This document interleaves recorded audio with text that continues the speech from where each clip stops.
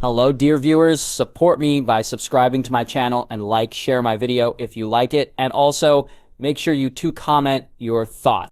Now let's start the video.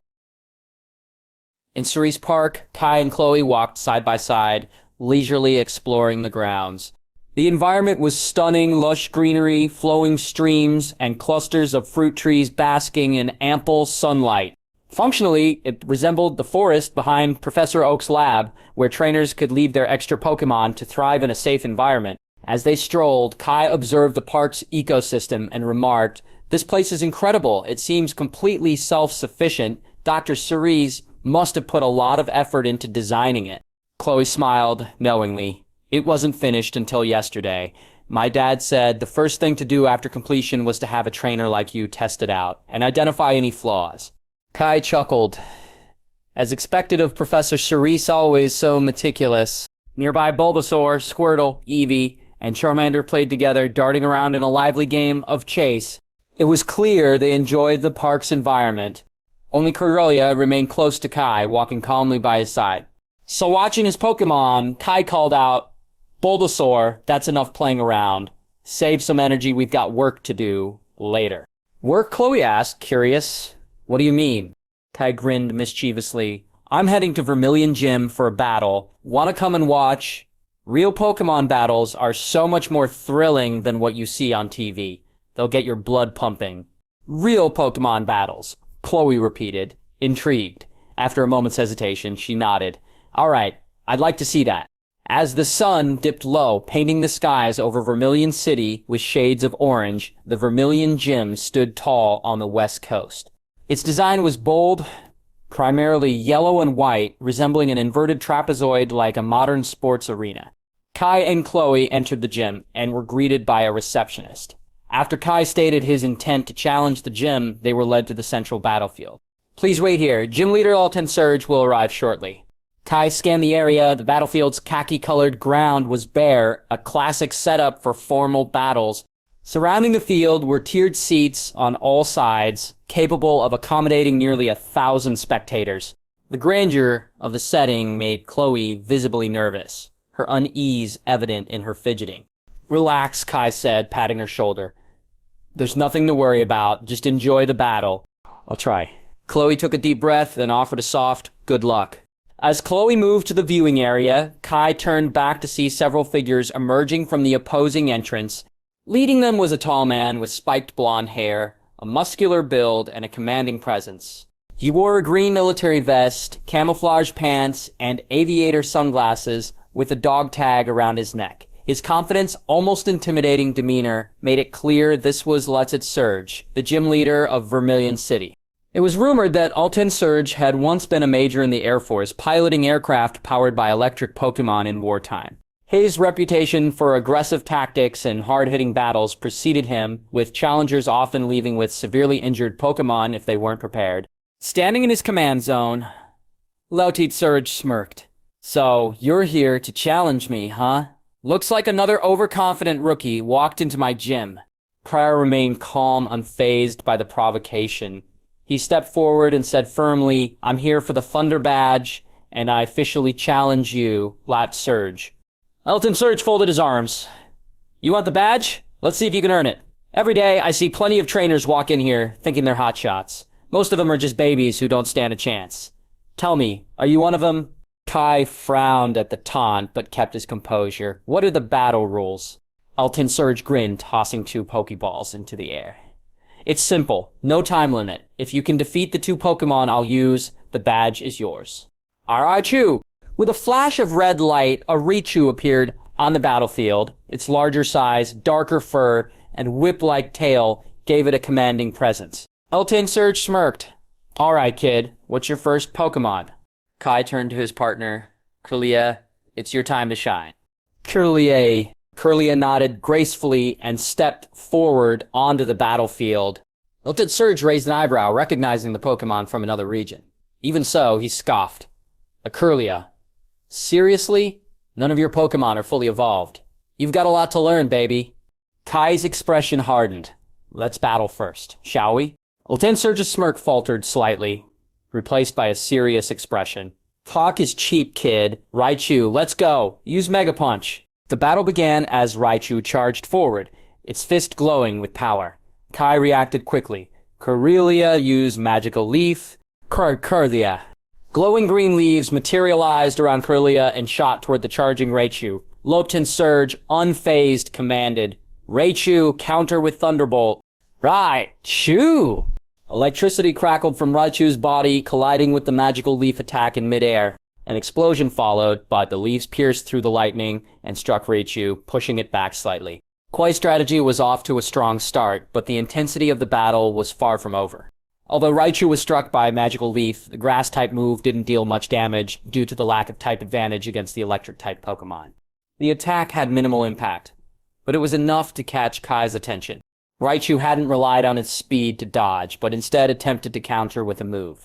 While this seemed like a reasonable choice, in hindsight, Alotate Surge might have underestimated the power and precision of Magical Leaf. Now that the attack had proven effective, Kai wasn't about to change his strategy. He raised his voice, commanding Kirilia, use Magical Leaf again. Magical leaves began to form once more, shimmering with energy as the leaves swirled and sharpened like spinning blades. This time, Alotate Surge barked a different command. Raichu, dodge it, move. Raichu darted to the side in an attempt to evade, but Magical Leaf was a homing move. It never missed its target. The spinning leaves chased Raichu down, striking repeatedly with pinpoint accuracy. The impacts landed like rapid machine gun fire. Boom!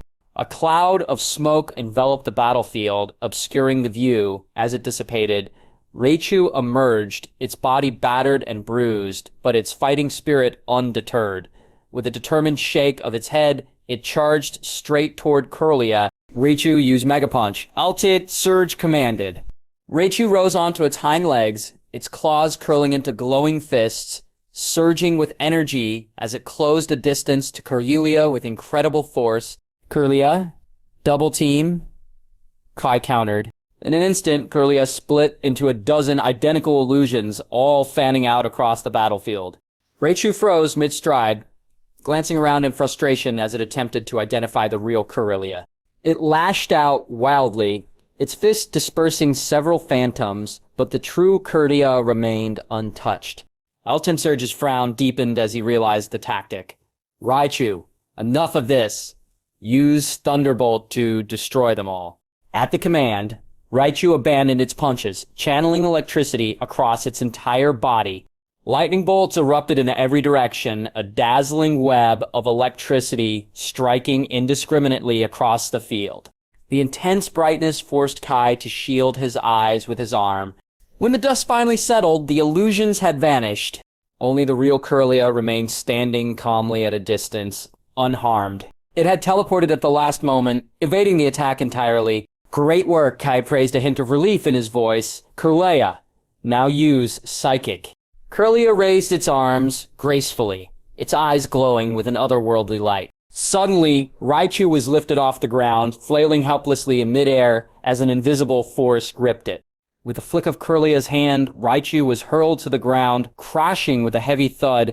Alotate Surge clenched his fists. Raichu, get up! Close the distance.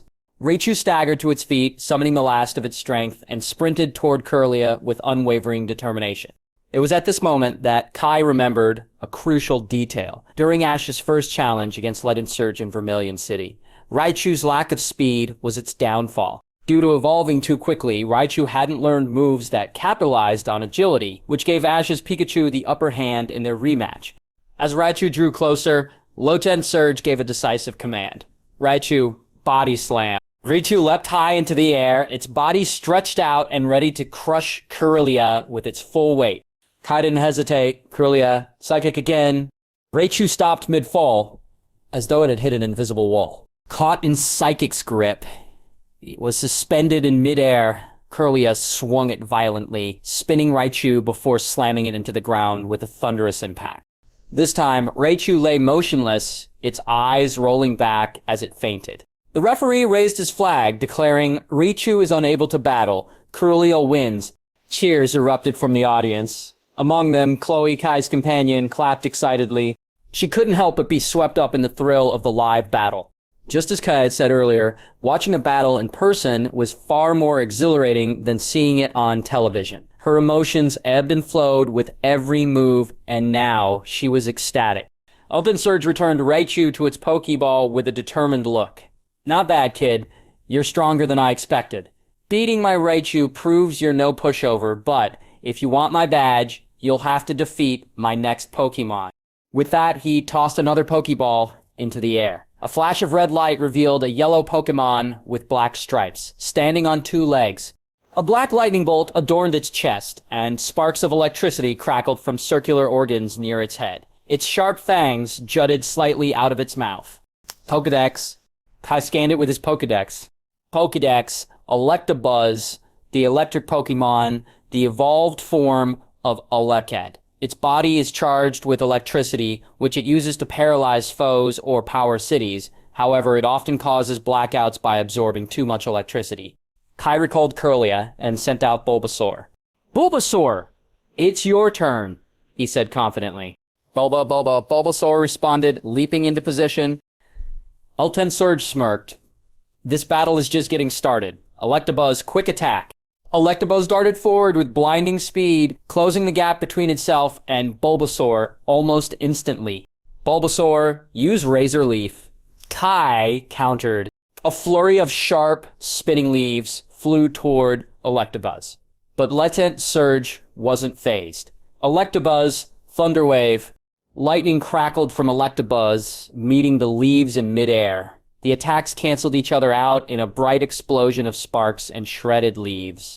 As Electabuzz pressed forward, Kai ordered, Bulbasaur, use Vine Whip. 2 thick vines shot forward, striking Electabuzz hard, but Electabuzz powered through, closing in with raw determination. Now Thunder Punch, Ultimate Surge shouted. Electabuzz's fists glowed with electricity as it swung them toward Bulbasaur, landing a direct hit. Despite the impact, Kai remained calm. Bulbasaur, hang in there, he encouraged. Bulbasaur stumbled, but quickly steadied itself. Its grass typing resisted electric moves, reducing the damage significantly. This was exactly why Kai had planned to rely on Bulbasaur for this fight. He smirked. The match was far from over, and he was ready to turn the tables. Bulbasaur, use Sleep Powder. Bulbasaur. After being hit a few times, Bulbasaur seized an opening, shook the bud on its back, and released a shimmering cloud of phosphorescent pollen. The pollen drifted without the aid of wind, and, in just a breath, blanketed half the battlefield. Ultimate Surge's expression changed slightly as he urgently called out, Electabuzz, dodge it. But Electabuzz was too close. Caught off guard, it was covered by the sleep powder. A heavy drowsiness overcame it, and it couldn't resist. Staggering, it collapsed to the ground and began snoring softly. Electabuzz, wake up, now! Ultimate Surge's desperate shouting did nothing. Electabuzz was fast asleep. No matter how loud he yelled, it was futile. Electabuzz's consciousness was completely submerged in slumber. It's over. Kai gave Bulbasaur its final command. Use Razor Leaf. Bulbasaur walked up to the slumbering Electabuzz, looking down at it. Leaves formed at the tip of its bud, sharp and glowing, before flying out in rapid succession to strike Electabuzz directly. The attack landed cleanly, dealing critical damage.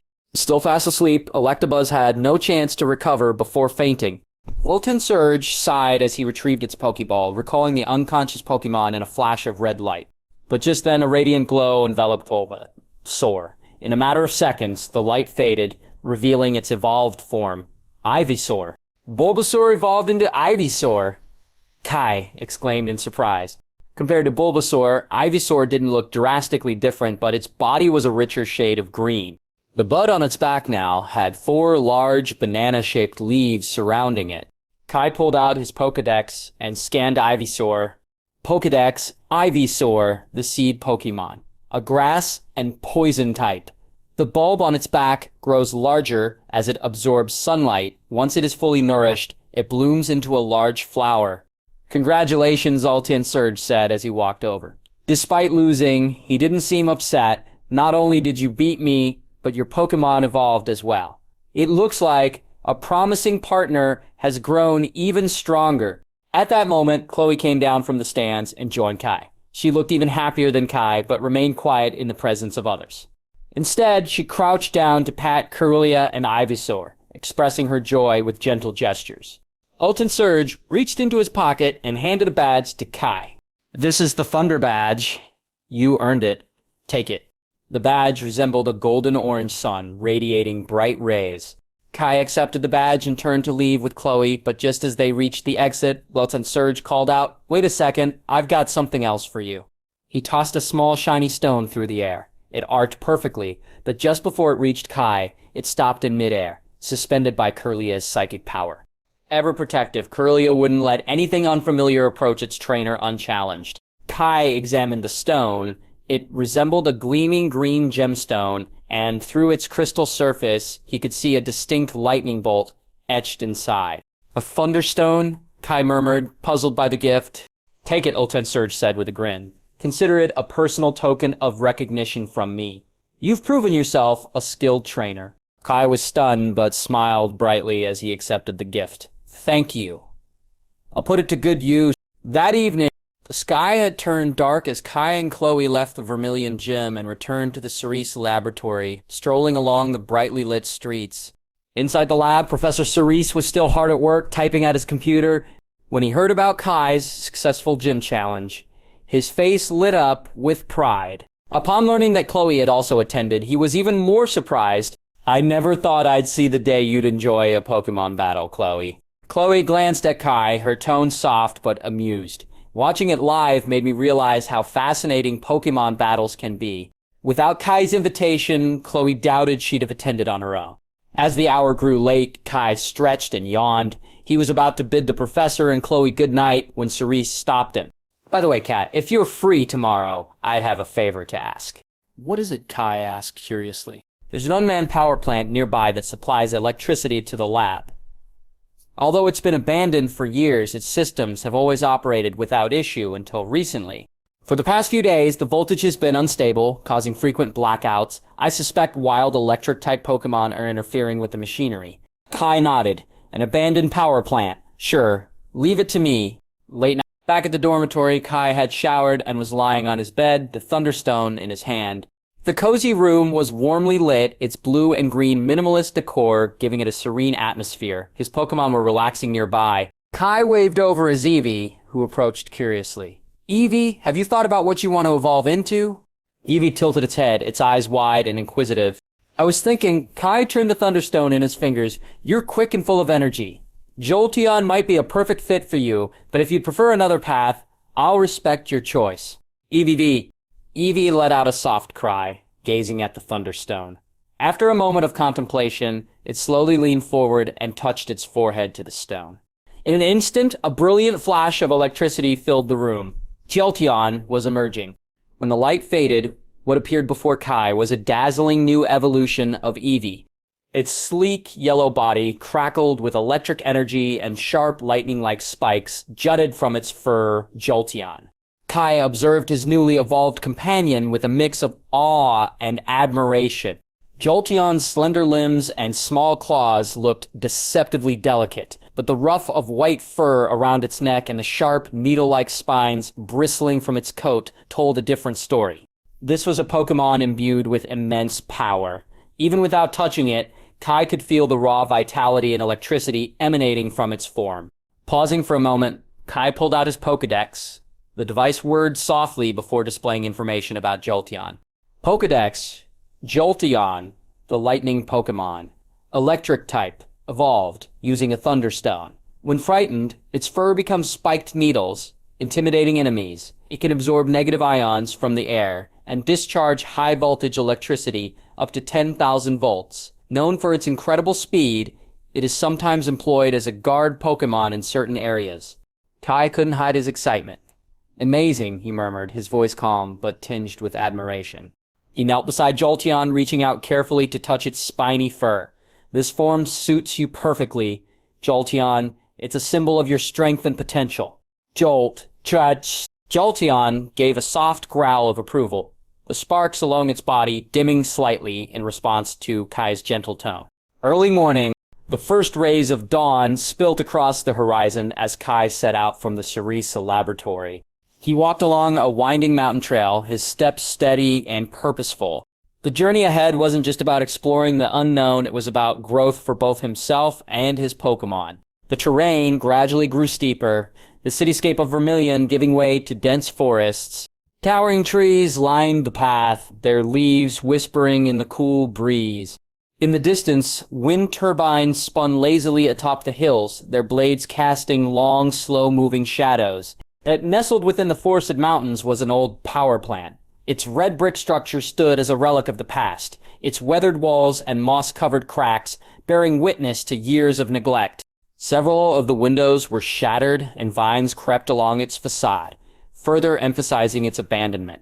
Yet, the faint hum of electricity coursing through the wires and the occasional flicker of light from within suggested the plant was still functional, if only barely.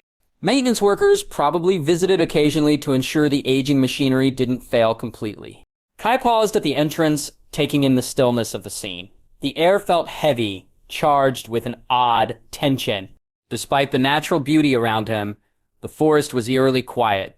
Not a single wild Pokémon stirred, and the usual chorus of Pidgey and Spearow was conspicuously absent. The main gate was locked, a rusted padlock dangling from its chains. Kay frowned, his analytical mind already forming a plan. Kai's gaze shifted to a side window, half open and broken, its jagged edges glinting in the sunlight. After a quick scan of his surroundings to ensure no one was watching, Kai slipped through the window with practiced ease, landing lightly inside the plant. The interior of the power plant was a maze of corridors, each one dimly lit by flickering orange emergency lights. The air was thick with the metallic tang of electricity and the faint scent of oil. Kai pulled out his flashlight, its beam cutting through the shadows as he began to explore. His steps echoed softly as he moved, his eyes scanning every corner for signs of life. Room after room revealed nothing but dusty equipment and broken furniture. The silence was oppressive, broken only by the faint hum of machinery. "Kirilia, do you sense anything unusual?" Kai asked, his voice low but steady. Kirilia, walking at his side, closed her eyes and focused, her psychic energy sweeping through the area. After a moment, she shook her head. Kai nodded thoughtfully. "Let's keep searching. There's a reason this place feels off." As he and his Pokémon moved deeper into the plant, a sudden cry echoed through the corridors. The sound was brief, but unmistakable, a clear, sharp call that sent a chill down Kai's spine. "What was that?" he murmured, stopping in his tracks. He glanced at his team, noting their alert expressions. They had heard it too. Without hesitation, Kai led the way, his footsteps quick but deliberate. The sound had come from deeper within the plant, and he wasn't about to ignore it. His instincts told him something significant lay ahead. After navigating a series of twisting hallways, Kai arrived at a half-open door. Peering through the gap, he saw sunlight streaming in through a glass ceiling, illuminating a large room filled with humming generators. But what truly caught his attention was the figure perched atop one of the machines, a massive golden bird Pokémon. Its body radiated power, its spiked feathers gleaming in the sunlight. The air around it crackled with electricity as it absorbed energy directly from the generators. Kai's breath caught. "Zapdos," he whispered. The legendary Pokémon was awe-inspiring, its sharp eyes scanning its surroundings with an air of authority. Known as the Thunderbird, Zapdos was a creature of legend, revered for its ability to command lightning and change the weather. Kai's mind raced. This was a once-in-a-lifetime encounter, an opportunity few trainers ever dreamed of. But he knew better than to act rashly. Zapdos was no ordinary opponent. He was powerful, intelligent, and likely to be hostile if provoked. Kai turned to his team, his expression calm but serious. "This is going to be the toughest battle we've ever faced. Zapdos isn't just any Pokemon, it's a legend. If we want to win, we need to work together and stay focused." Each Pokemon cried out in acknowledgement, their determination clear. Kai pushed open the door, stepping into the room with quiet confidence. Jolteon darted forward, taking its position at the forefront. Zapdos turned its sharp gaze toward the intruders, its feathers bristling with electricity. Kai met its gaze evenly. "Zapdos, I challenge you. If I win, I'll earn your respect and partnership. Let's see which of us is stronger." "Crack-ka!" The legendary Pokemon screeched, its voice echoing through the room. It flapped its massive wings, releasing a surge of electricity that filled the air with a deafening crackle. Zapdos glanced at Kai with disdain, its sharp eyes betraying a hint of amusement. Alright, I'll take that as a yes, Kai said, tossing a Pokeball into the air. Kirilia, use Magical Leaf. Ivysaur, Razor Leaf. Charmander, Ember. Squirtle, Water Gun. Everyone, let's gangbang. At Kai's command, his Pokemon unleashed their moves in unison, their combined power hurtling toward Zapdos. The battle to capture the legendary Pokemon had begun. Crack-w-w-w. The Zapdos let out a shrill cry, its piercing tone echoing through the power station. It spread its majestic wings, and arcs of electricity danced wildly across its body, illuminating the dimly lit space. The air grew heavy with static, making Kai's hair stand on end. With a single devastating thunderbolt, Zapdos effortlessly neutralized the incoming attacks from the Pokemon. Sparks erupted from the nearby equipment, casting flickering shadows on the walls. Kai couldn't suppress his admiration. As expected of a legendary Pokemon, he exclaimed, eyes wide with awe. Even when outnumbered, it handles everything so calmly. His words carried across the room, perhaps louder than he intended. Zapdos' gaze snapped toward him, its sharp, predatory eyes narrowing. Without warning, a bolt of lightning crackled through the air, aimed directly at him.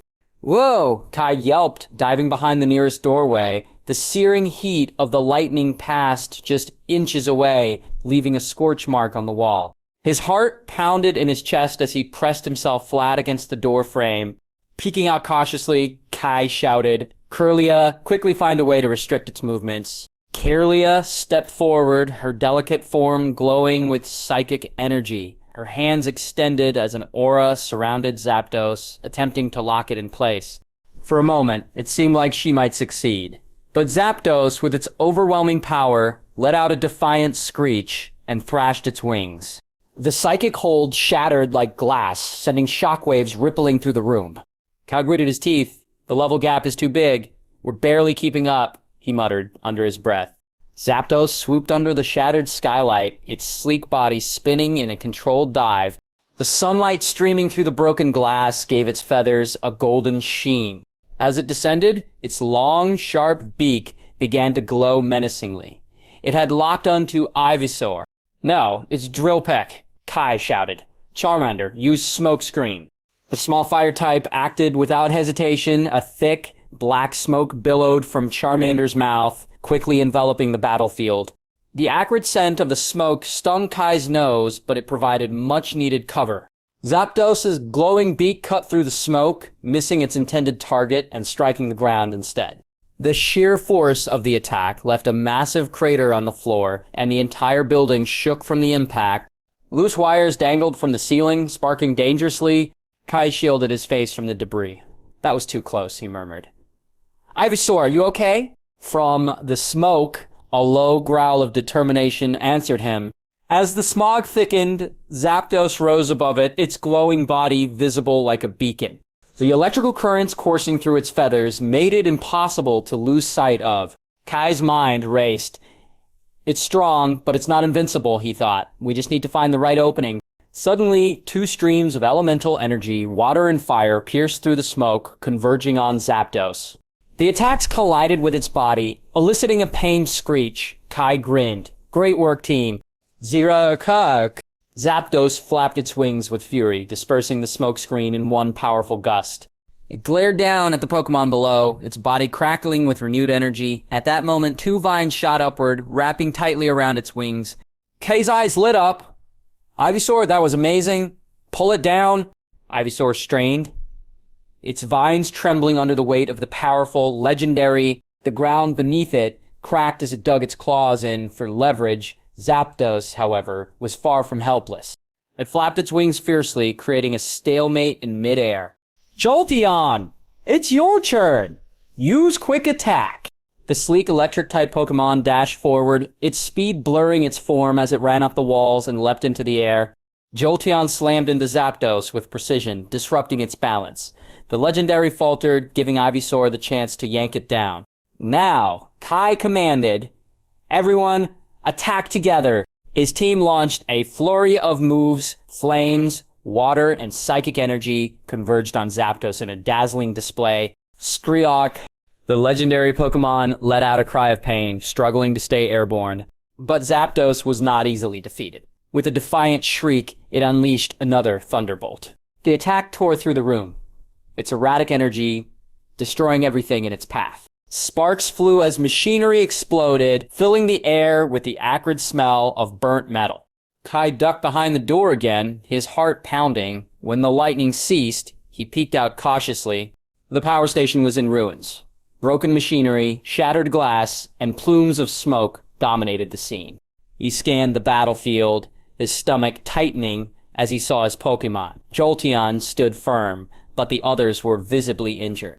Ivysaur's vines were singed, Charmander panted heavily, and Kirilia clutched her side. Even Squirtle, though safe in its shell, was rattled. Zapdos hovered above, its sharp gaze scanning the weakened team. Its eyes burned with fury.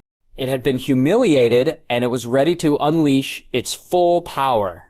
Cray! With an enraged cry, it summoned dark storm clouds through the shattered skylight. Thunder rumbled ominously, and flashes of lightning illuminated the growing tempest. The once clear sky was now a swirling mass of black and gray. Kai swallowed hard, sweat trickling down his forehead. He opened his mouth to issue a command, but his Pokégear buzzed suddenly. Startled, he fumbled to answer. Professor Cerise's voice came through the speaker, filled with concern.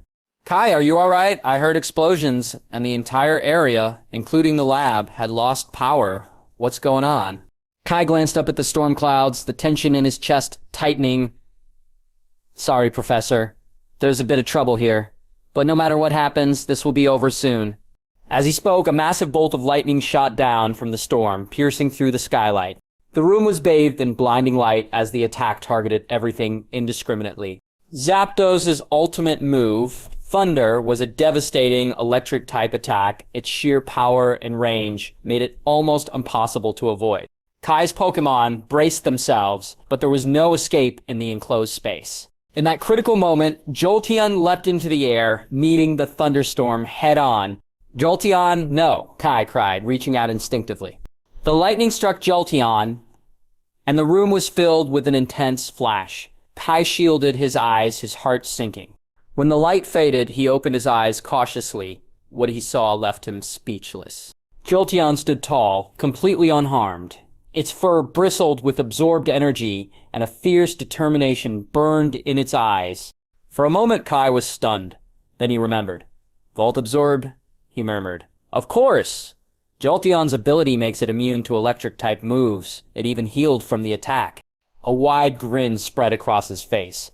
Amazing, Jolteon. You are incredible.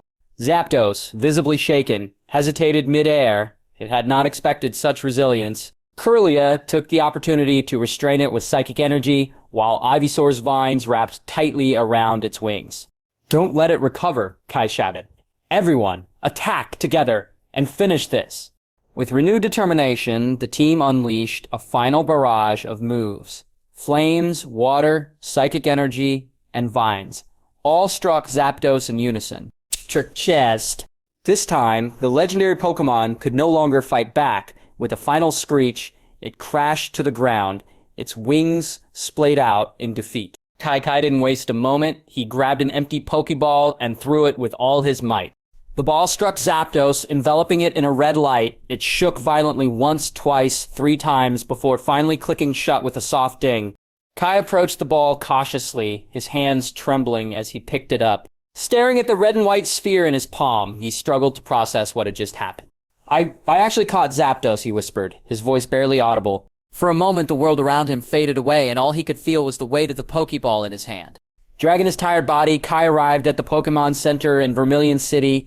After handing over his Pokémon to Nurse Joy for treatment, he headed back to Professor Cerise's research institute once the healing was complete.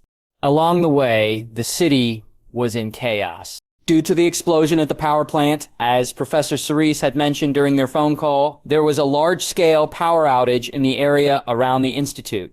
Transportation, restaurants, and workplaces were all heavily affected. Kai even saw Officer Jenny standing in the middle of the road, directing traffic with her Growlithe by her side. Fortunately, key buildings like the Cerise Research Institute and the Pokémon Center had backup power sources, ensuring they could continue functioning for the time being.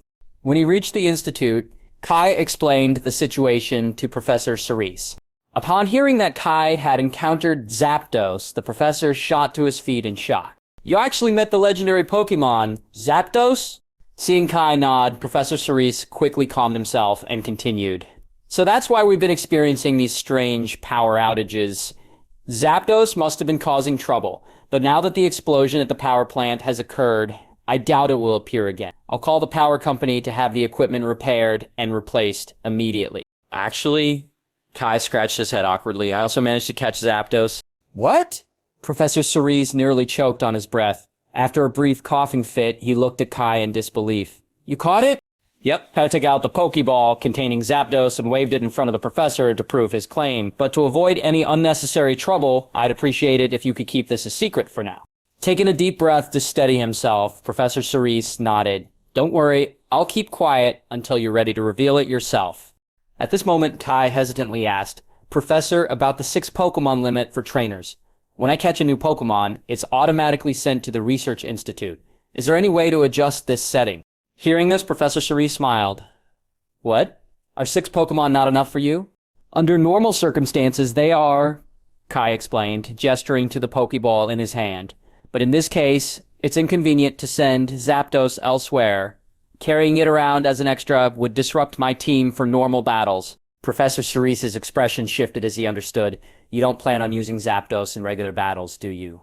Exactly, Kai replied. For me, Kirilia and Ivysaur are my main battlers.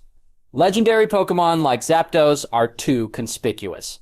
I see it as a trump card, a hidden ace. Alternating between obvious strengths and concealed strategies can give me the upper hand in battle. That's a smart approach, Professor Cerise said with approval. Hand me your Pokedex. Kai passed it over, watching as the professor connected it to the computer and made a few adjustments before returning it. All set. I've updated your permissions to allow you to carry up to 12 Pokemon instead of 6. This way you won't have to worry about rare Pokemon being sent away unexpectedly.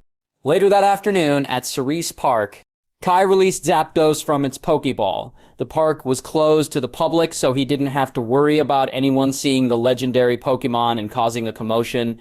Zapdos flapped its powerful wings and glared at Kai with a haughty expression. Kai smiled. I know you're not happy about being beaten by weaker Pokemon, especially when you were outnumbered, but don't worry. Over time, I'm sure you'll accept me as your trainer. Zapdos raised its head proudly, clearly unamused. Skriak, humph? Kai chuckled at its defiance. You don't have to talk to me if you don't want to, but as my Pokemon, you have responsibilities. Since you're so powerful, how about being a training partner for the others? Without waiting for a response, Kai turned to his team. All right, everyone. Attack together. Correct! Attack me, bastards. With an indignant screech, Zapdos unleashed a dazzling surge of electricity lighting up the entire park.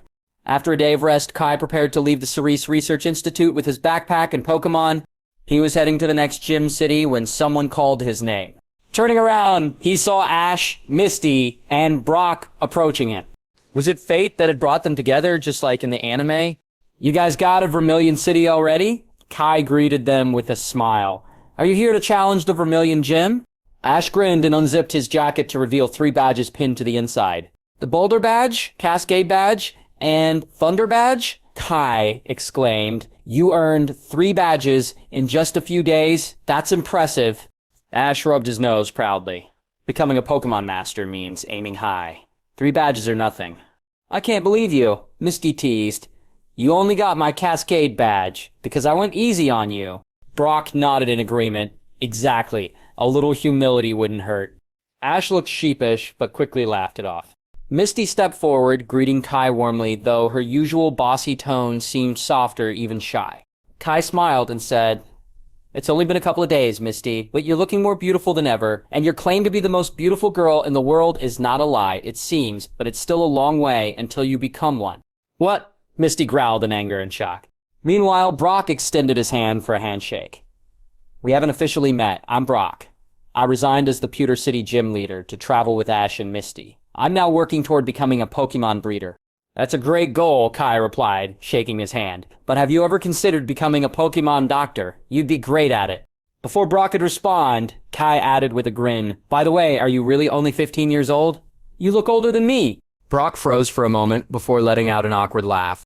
Well, Brock shook his head with a wry smile. Unexpectedly, the first topic of conversation upon reuniting was about who looked older. But he understood that Kai was joking. It was just a way to break the ice. Spreading his hands, he replied, "Maybe it's because I have 9 younger siblings to take care of. Being overworked ages you quickly." By the way, Ash interjected, "Do you want to come to the port with us?" Kai asked, puzzled, "What's going on at the port?" "We were just in the city center," Misty explained, "and someone handed us tickets for a luxury cruise ship. They said it's hosting a grand banquet for Pokemon trainers, financed by a wealthy sponsor. Tons of people are attending. It sounds like fun, and it's all free." "Really? That sounds too good to be true," Kai frowned. "Are you sure it's not a scam?" Seeing Kai's skepticism, Ash took out a ticket from his pocket.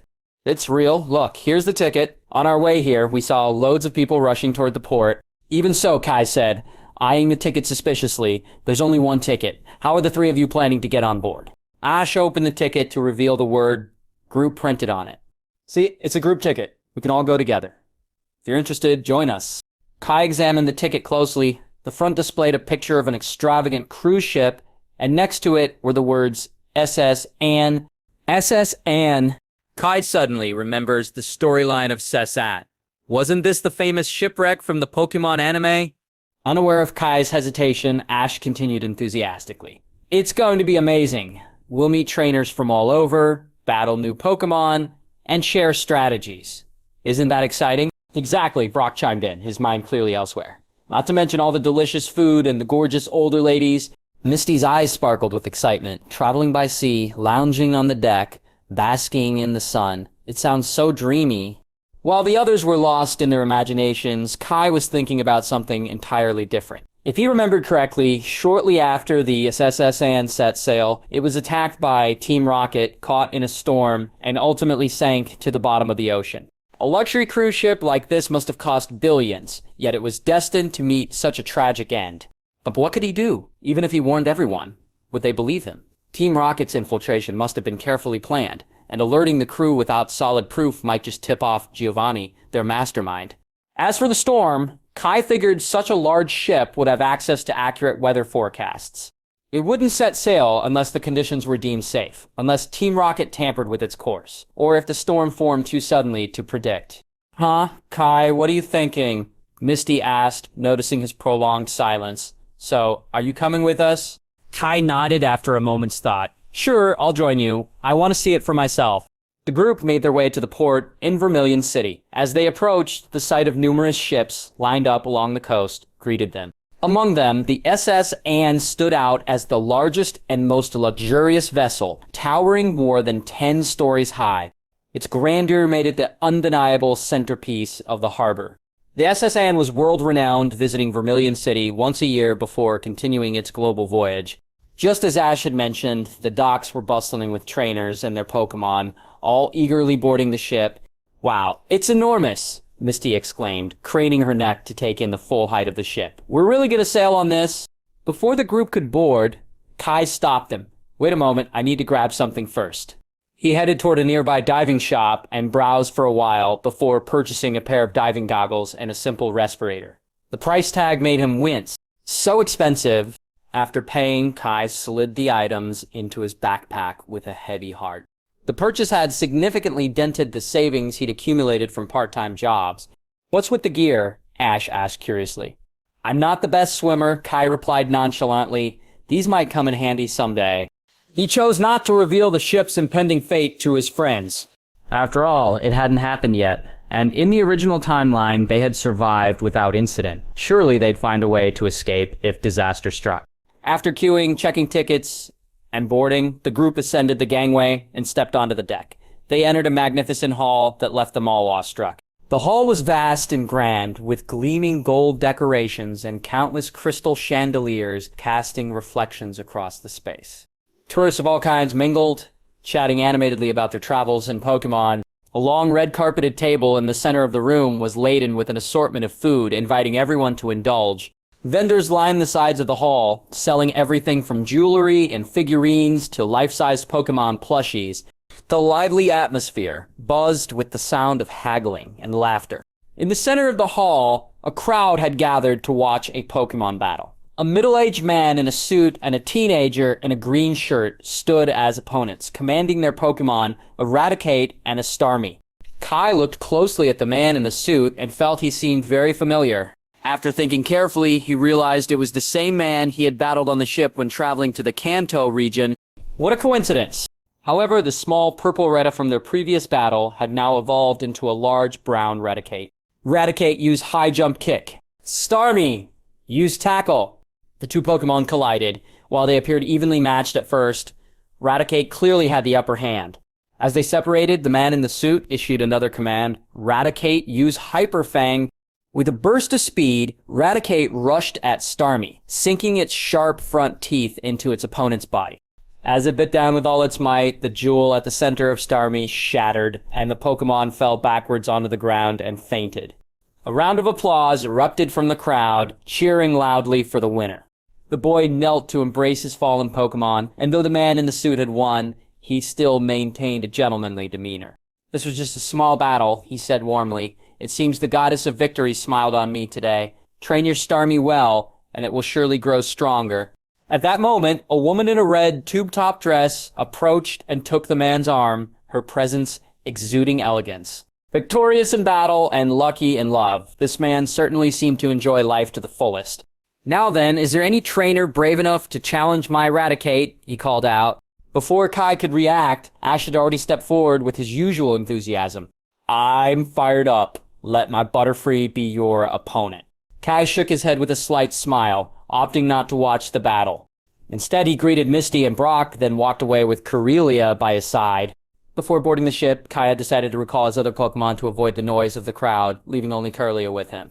As he wandered through the market stalls, something caught his eye. A young man dressed as a waiter was chatting with an older man selling Magikarp. The young man had sharp, handsome features with blue-gray, shoulder-length hair parted in the middle. His demeanor gave off a mix of charm and mischief. I'll tell you a secret, the Magikarp seller whispered conspiratorially. This Magikarp can lay golden eggs. The young man blinked in astonishment. Golden eggs? Exactly, the seller replied, lowering his voice. One Magikarp lays 1,000 eggs. 1,000 Magikarp lay 1,000,000 eggs. Imagine the profits when those million lay eggs again. It's astronomical. Dazzled by the absurd prospect, the young man muttered, That sounds incredible. Seizing the opportunity, the seller grinned, and the best part? This Magikarp is only for 3,000 Pokédollar. With just 3 rounds of breeding, you'll be swimming in billions. Just 3 rounds? The young man exclaimed, his eyes lighting up. I'd become a billionaire in no time. Kai couldn't believe his eyes. The waiter was none other than James from Team Rocket, and the scheming Magikarp vendor, the source of countless scams. Kai stifled a laugh, but couldn't resist stepping in. Seeing James reaching for his wallet, he coughed lightly and approached. Excuse me, sir, would you sell this Magikarp to me for 500 Pokédollars? The vendor's cheerful facade dropped. What? Are you kidding? This is a golden Magikarp. I won't sell it for 500 Pokédollars. Golden, huh? Kai mused, peering at the flopping Magikarp. It looks like a regular Magikarp to me. You can find these in any river or lake. Honestly, why would anyone buy one? James froze, the reality sinking in. A Magikarp you can find anywhere.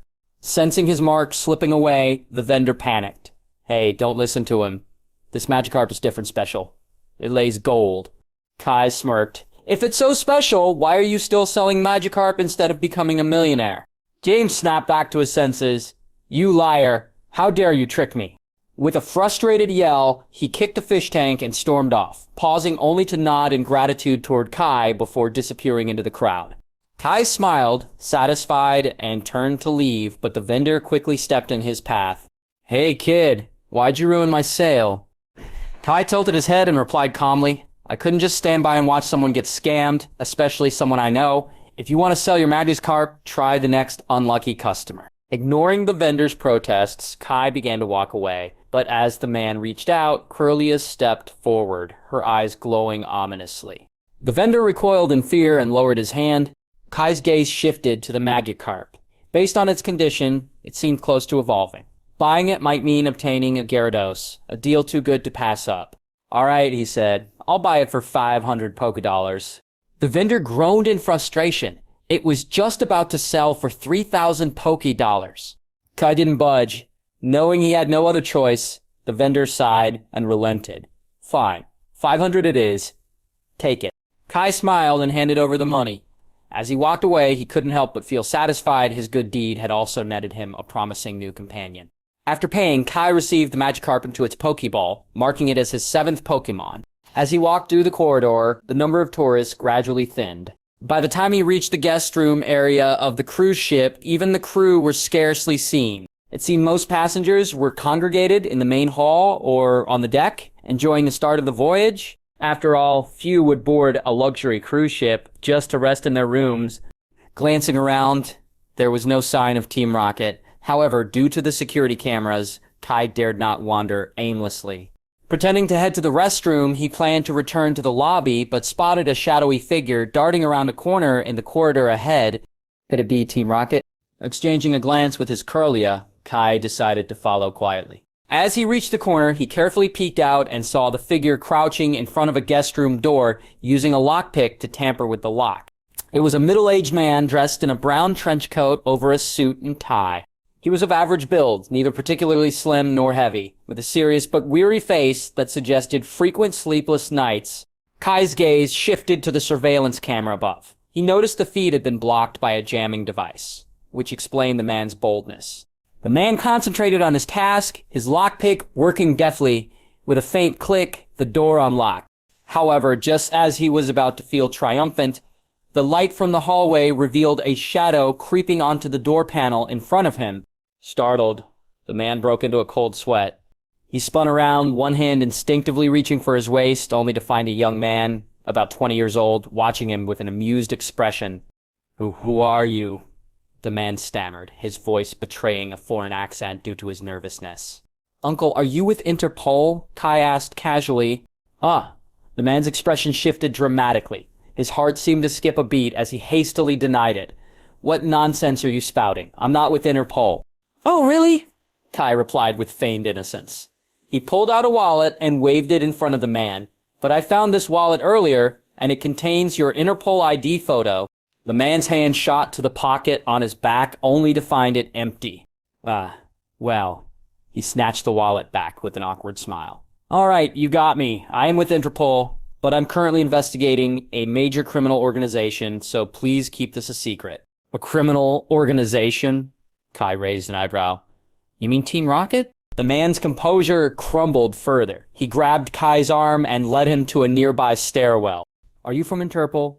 What's with this detective skills? How do you know about Team Rocket? He whispered urgently. Kai shrugged. It's hardly a secret. They're infamous, with plenty of bounty posters to their name.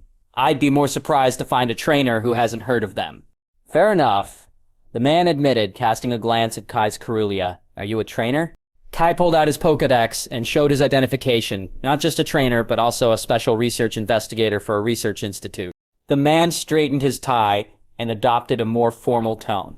My apologies for not introducing myself earlier. My codename is Looker, and I'm currently investigating Team Rocket's operations in the Kanto region to put an end to their criminal activities. Looker? Kai blinked, giving the man a once-over. With that name, are you sure you're not just being narcissistic? You don't exactly scream Looker.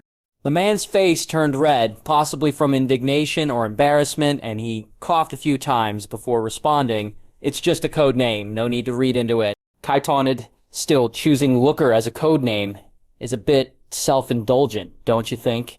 Looker sighed, clearly exhausted by the banter.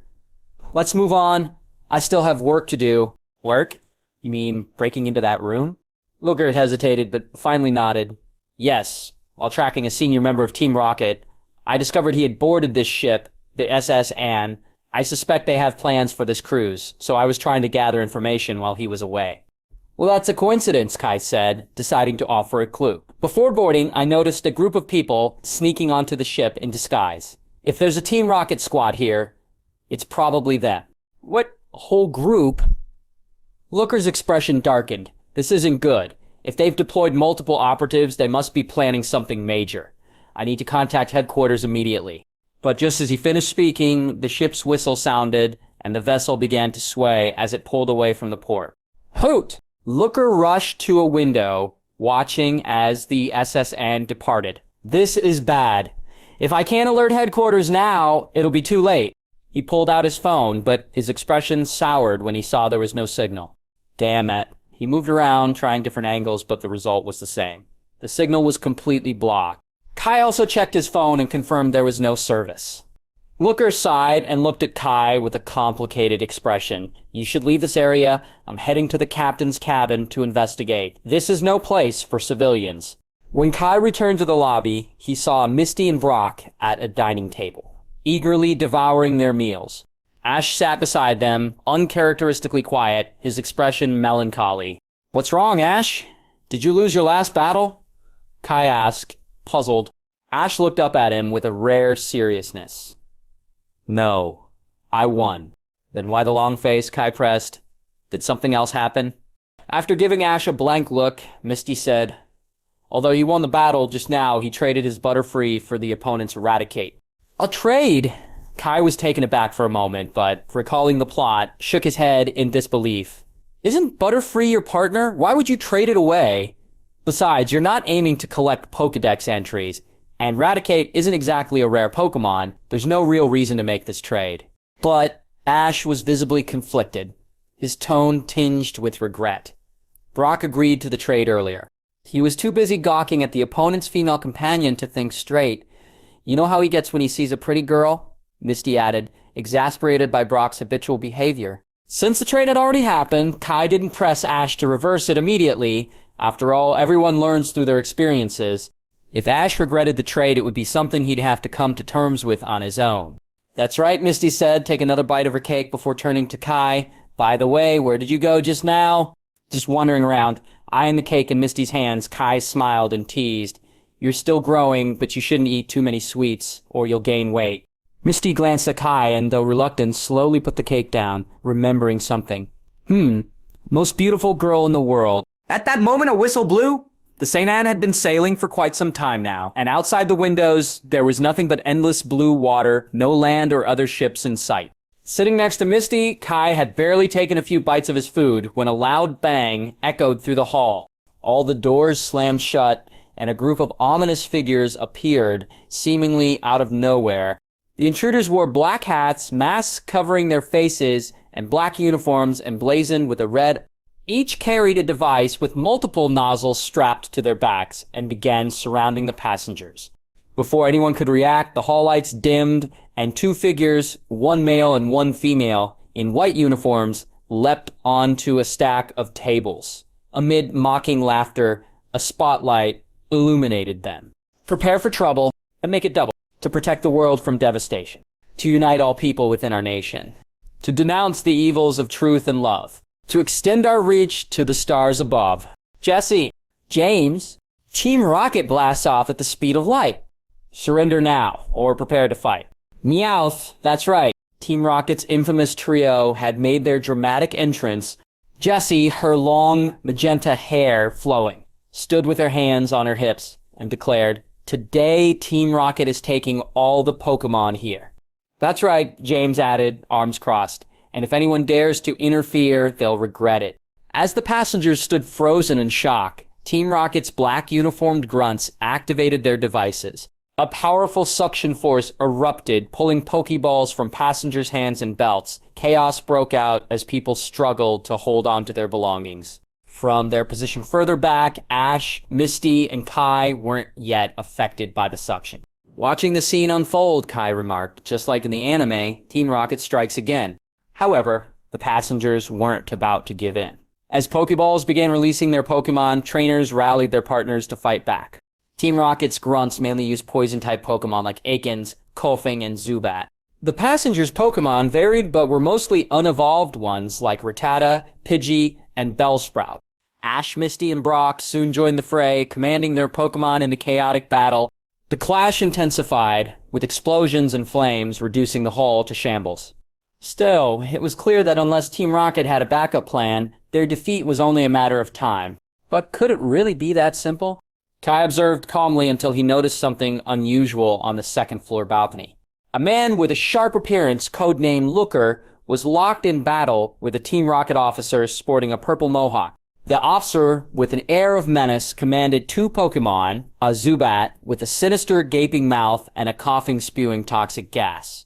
Looker, on the other hand, had a Crygunk and a Growlithe by his side. Recognizing the situation, Kai didn't hesitate. He dashed up the stairs to the 2nd floor. Kai, Looker called out, relief flashing across his face. He gestured toward the Mohawked man.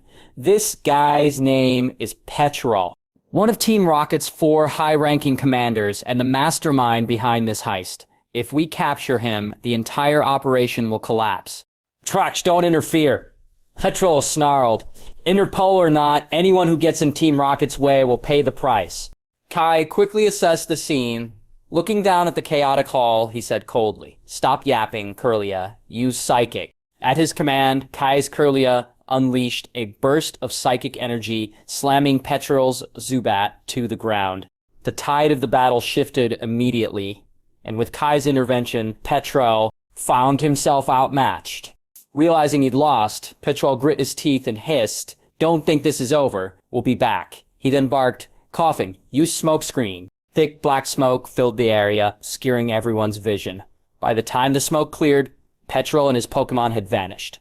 Damn it. Looker cursed, covering his nose as he scanned the area. He got away. Despite Petrol's escape, the passengers and their Pokemon had largely regained control of the situation. Team Rocket's heist had been thwarted thanks to the combined efforts of everyone aboard. Damn it. Looker slammed his hand against the corridor railing. I still let him get away. Before Kai could respond, Looker explained, "That was Petrol, a senior Team Rocket operative I've been tracking. I almost had him, but in the end, it slipped through my fingers." "You've already done well to stop this robbery," Kai reassured him. Then, with a sudden shift in tone, he added, "But now's not the time for self-reproach. The priority is dealing with the remaining Team Rocket grunts below." "You're right." Looker nodded firmly. "Let's move quickly." A gust of wind swept through, and the previously calm sea began to churn. In the distance, the sky darkened, and a massive, ominous storm cloud steadily approached the Sassan. On the 1st floor of the ship, the combined efforts of passengers and Pokemon quickly drove off the Team Rocket grunts. Scattered, they fled in all directions, disappearing in the chaos. Even the skilled Interpol agent had reached his limit. He could only watch helplessly as the remaining Rocket members escaped. With no way to bring all of them to justice on his own, he gave Kai his phone number, exchanged a brief farewell, and quietly departed. Suddenly, a massive wave struck the ship, causing it to lurch violently. Passengers were caught off guard, losing their balance and stumbling to the floor. Reacting quickly, Kai grabbed a nearby table to steady himself. Before he could fully recover, a small figure collided with him. It was Misty. Kai instinctively wrapped an arm around her waist to keep her from falling. "Are you okay?" he asked with concern. Misty blushed slightly, looked up at Kai, and gave a small nod. The SS Anne rocked perilously as wave after wave battered it. Its stabilizers struggled against the storm's intensity. Passengers crowded around the windows, peering out at the darkened sky, illuminated by streaks of lightning. "It's a storm!"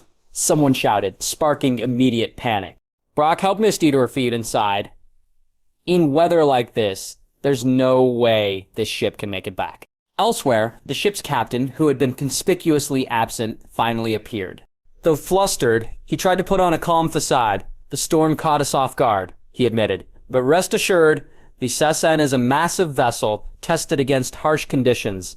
I guarantee it won't sink." No sooner had he said this than another wave slammed into the ship, sending everyone sprawling again. When they scrambled to their feet, they spotted the captain making a beeline for the emergency exit, where he boarded a lifeboat. "Everyone," the captain called out, already seated in the lifeboat, "I guarantee this ship will not sink. Please remain calm." But seeing the captain fleeing, no one believed his words. The crowd surged toward the lifeboats in a chaotic frenzy of screams, shouts, and cries. "Let's go too," Kai urged Misty and Brock. As they turned to leave, they noticed Ash was missing. Where's Ash?" Kai asked, scanning the crowd. After a frantic search, they found Ash by a trading machine in the corner, exchanging Pokemon with a man in a suit. "There he is!" Rushing over, they saw the suited man, noticed Kai. "It's you?" the man exclaimed in surprise. "In such a short time, your Ralts have already evolved into Kirilia. It must be much stronger now." Kai responded with a polite nod, but didn't elaborate. Ash had just taken his Butterfree's Pokeball from the machine when another violent wave shook the ship. The ball slipped from his hands, rolling into a nearby corridor. But, Butterfree! Ash cried, dashing after it. Misty and Brock, worried, followed close behind. Kai hesitated, glancing back at the lifeboats. Now was the safest time to escape. But logic told him that even in a lifeboat, the storm's waves would be perilous. Shaking his head, he decided not to leave them behind and chased after Ash and the others into the corridor. After sprinting down the hallway, they finally caught up to Ash. Just as he picked up the Pokeball, the ship lurched with unprecedented force.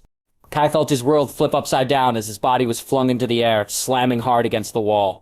The impact was brutal. When Kai finally got to his feet with the help of his Kirilia, he realized the SS Anne had capsized.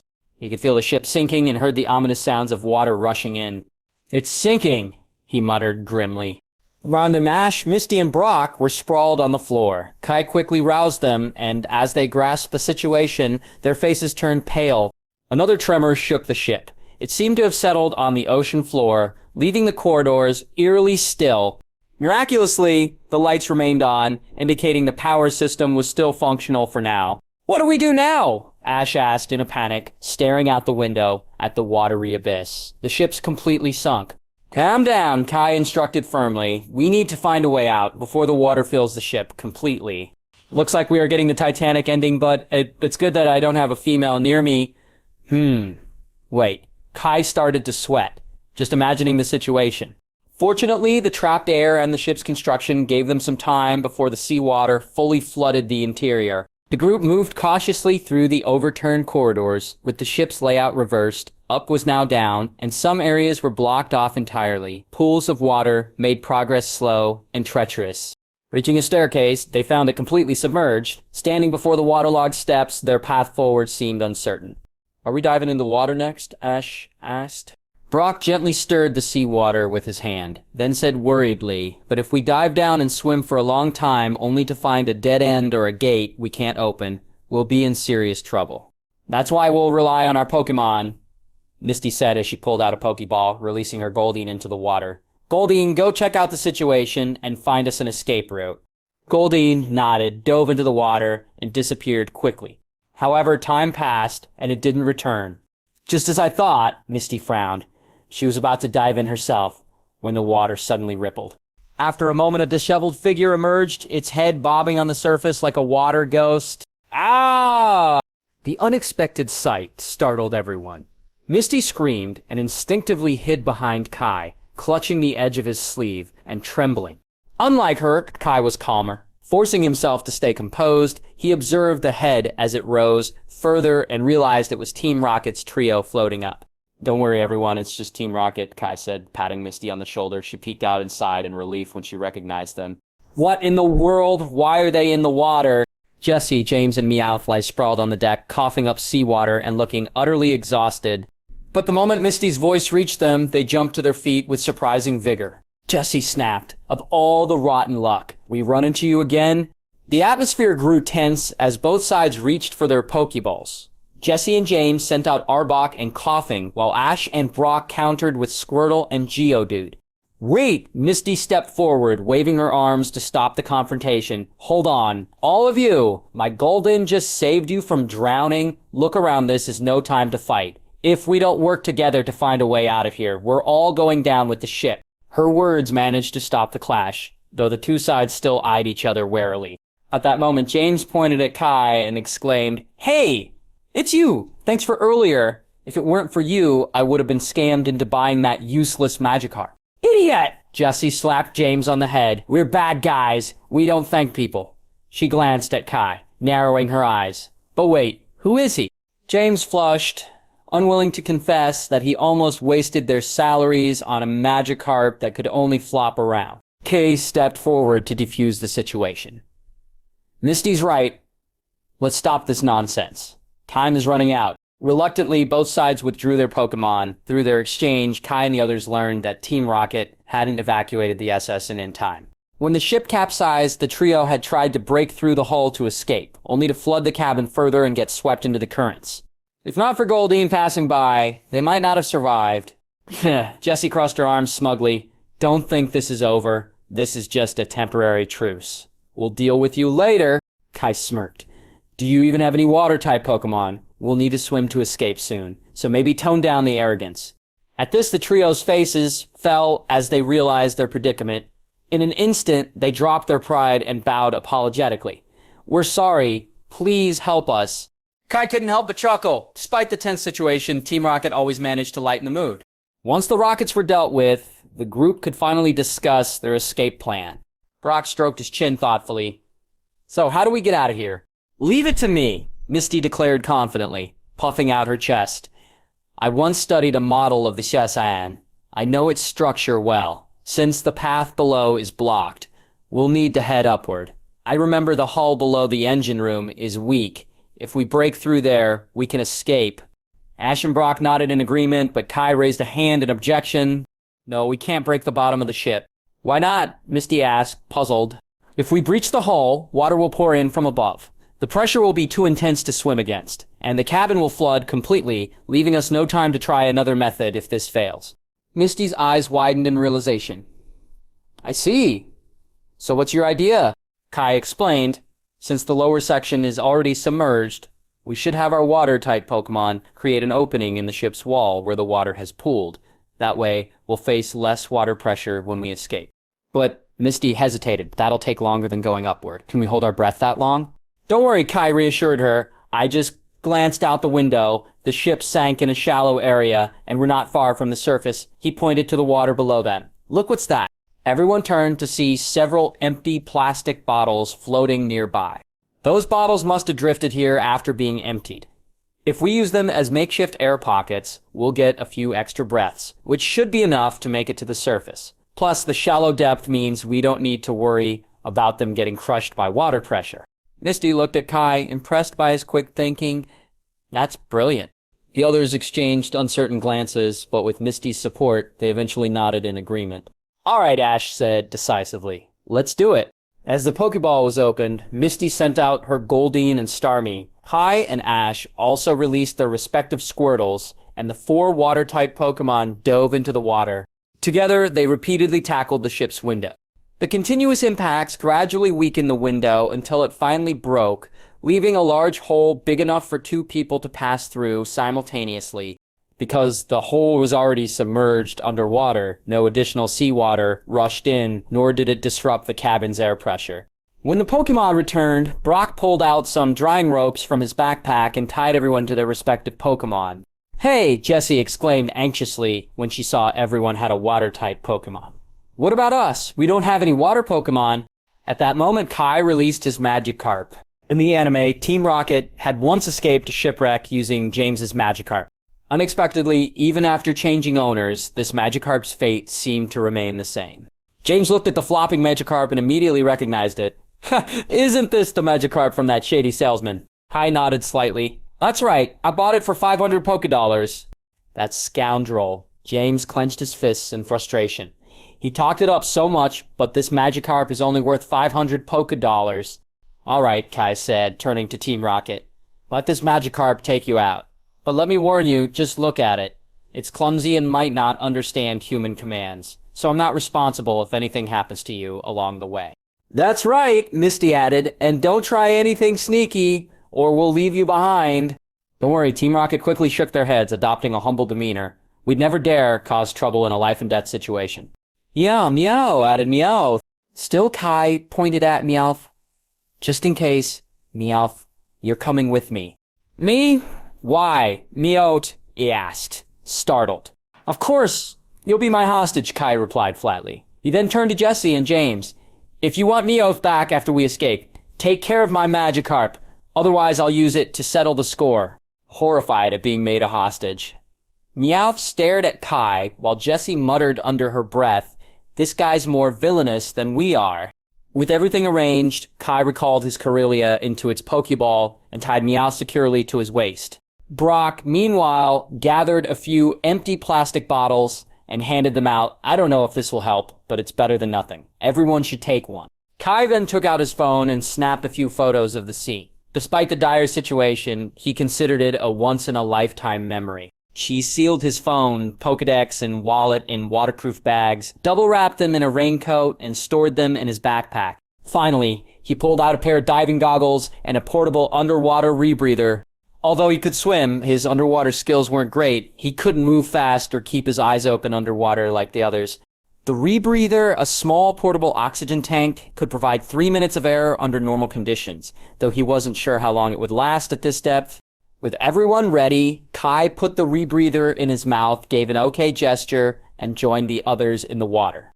The currents beneath the surface were relatively stable. Kai, tied to a Squirtle, was pulled along effortlessly. After swimming down a corridor for several meters, they finally reached the shattered window. One by one, they exited the cruise ship and began swimming toward the surface.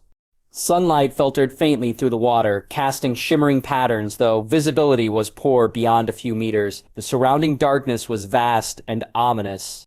Amid the faint light, Kai could see Misty's legs swaying ahead of him, resembling a mermaid's graceful movements. As they swam, the plastic bottles in their mouths began deforming under the water pressure and their breathing.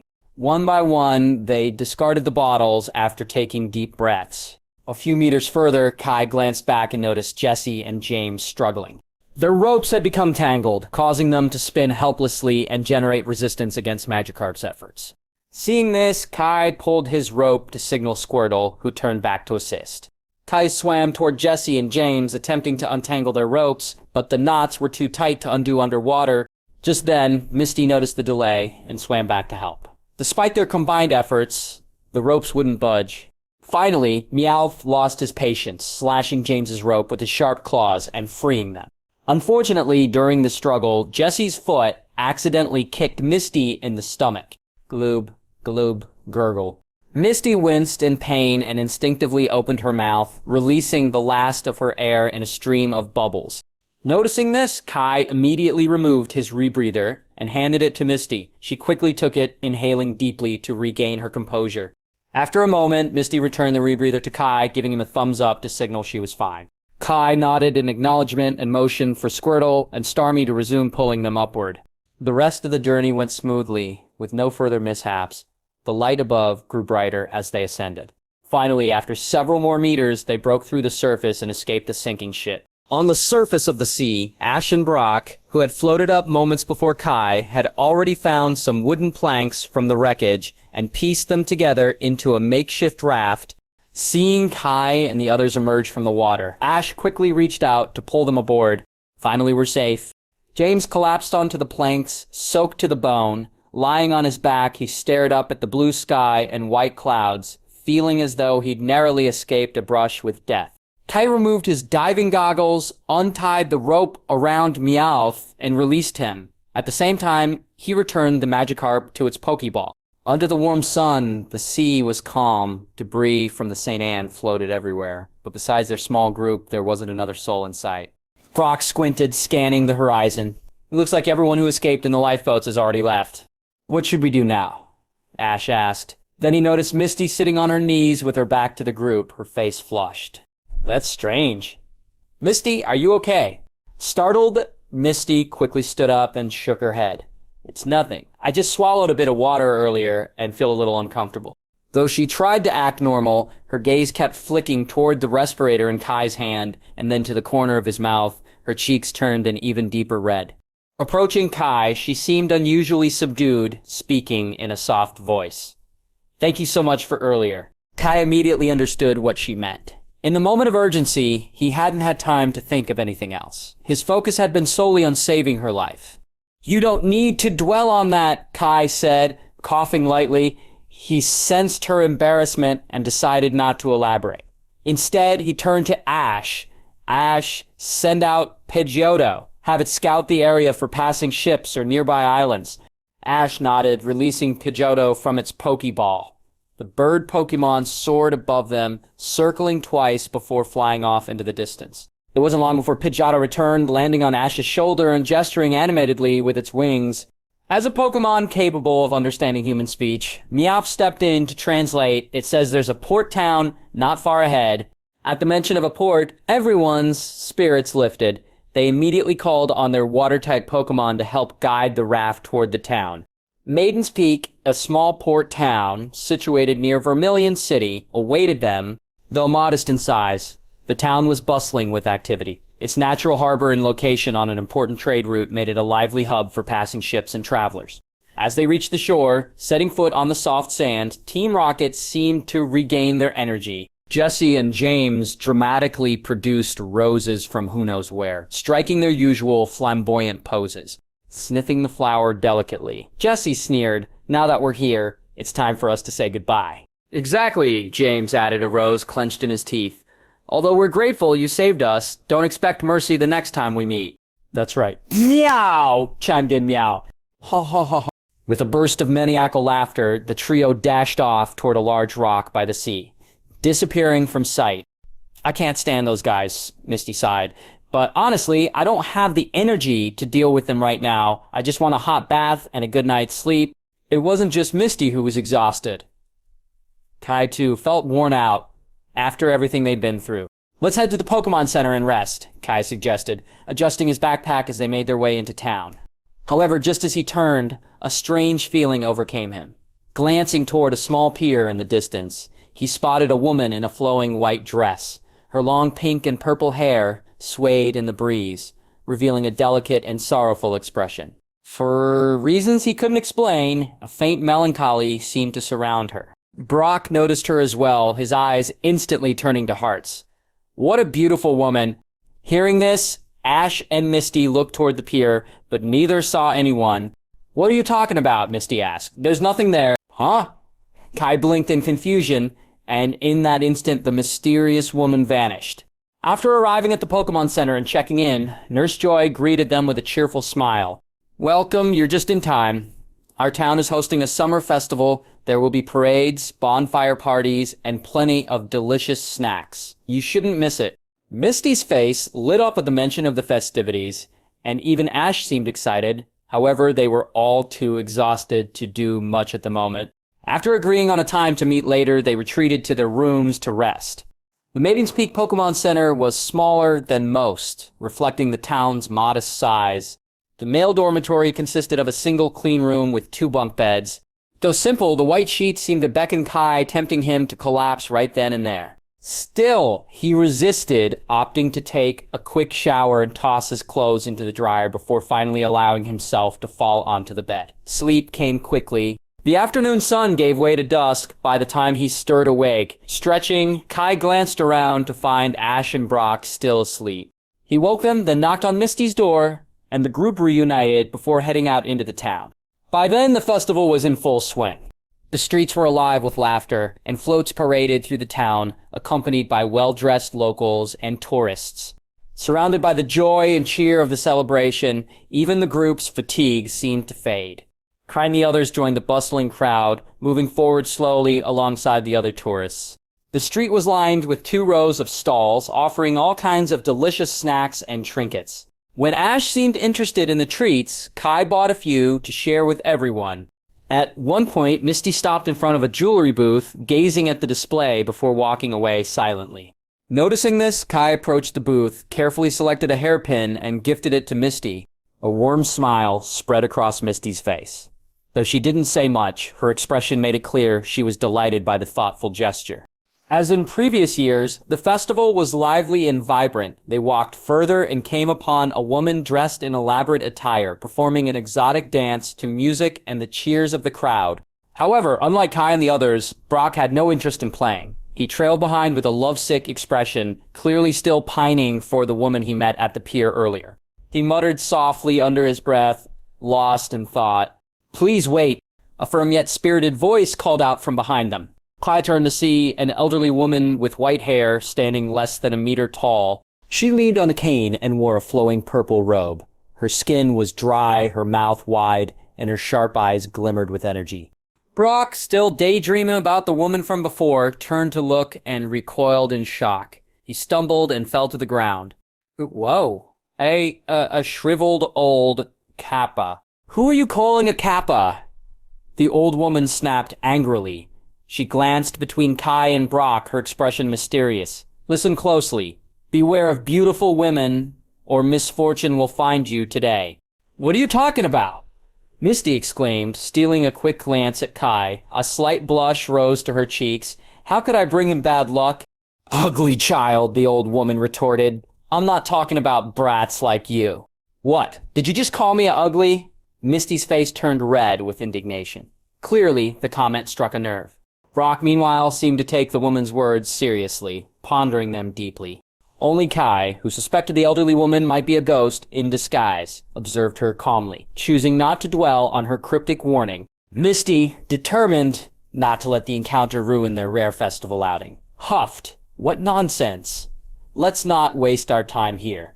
Come on. Grabbing Kai by the back and tugging Brock by the ear, she led the group away. The festival's path eventually led to a shrine at the edge of town.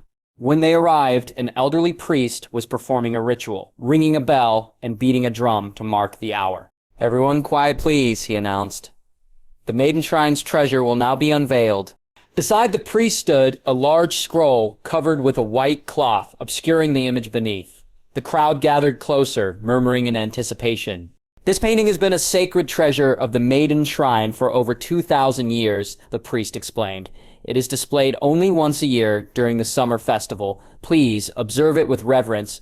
With a flourish, he removed the cloth, revealing the scroll. The painting depicted a full-body portrait of a woman. Her hands were clasped at her chest as if in prayer, and her sorrowful eyes gazed forward. Despite being rendered only in black and white, the portrait radiated beauty and melancholy. Brock gasped in astonishment. That's the woman I saw at the pier earlier. The priest continued, his voice solemn. 2,000 years ago, there was a young couple deeply in love. When war broke out, the man was drafted into the army and sent overseas.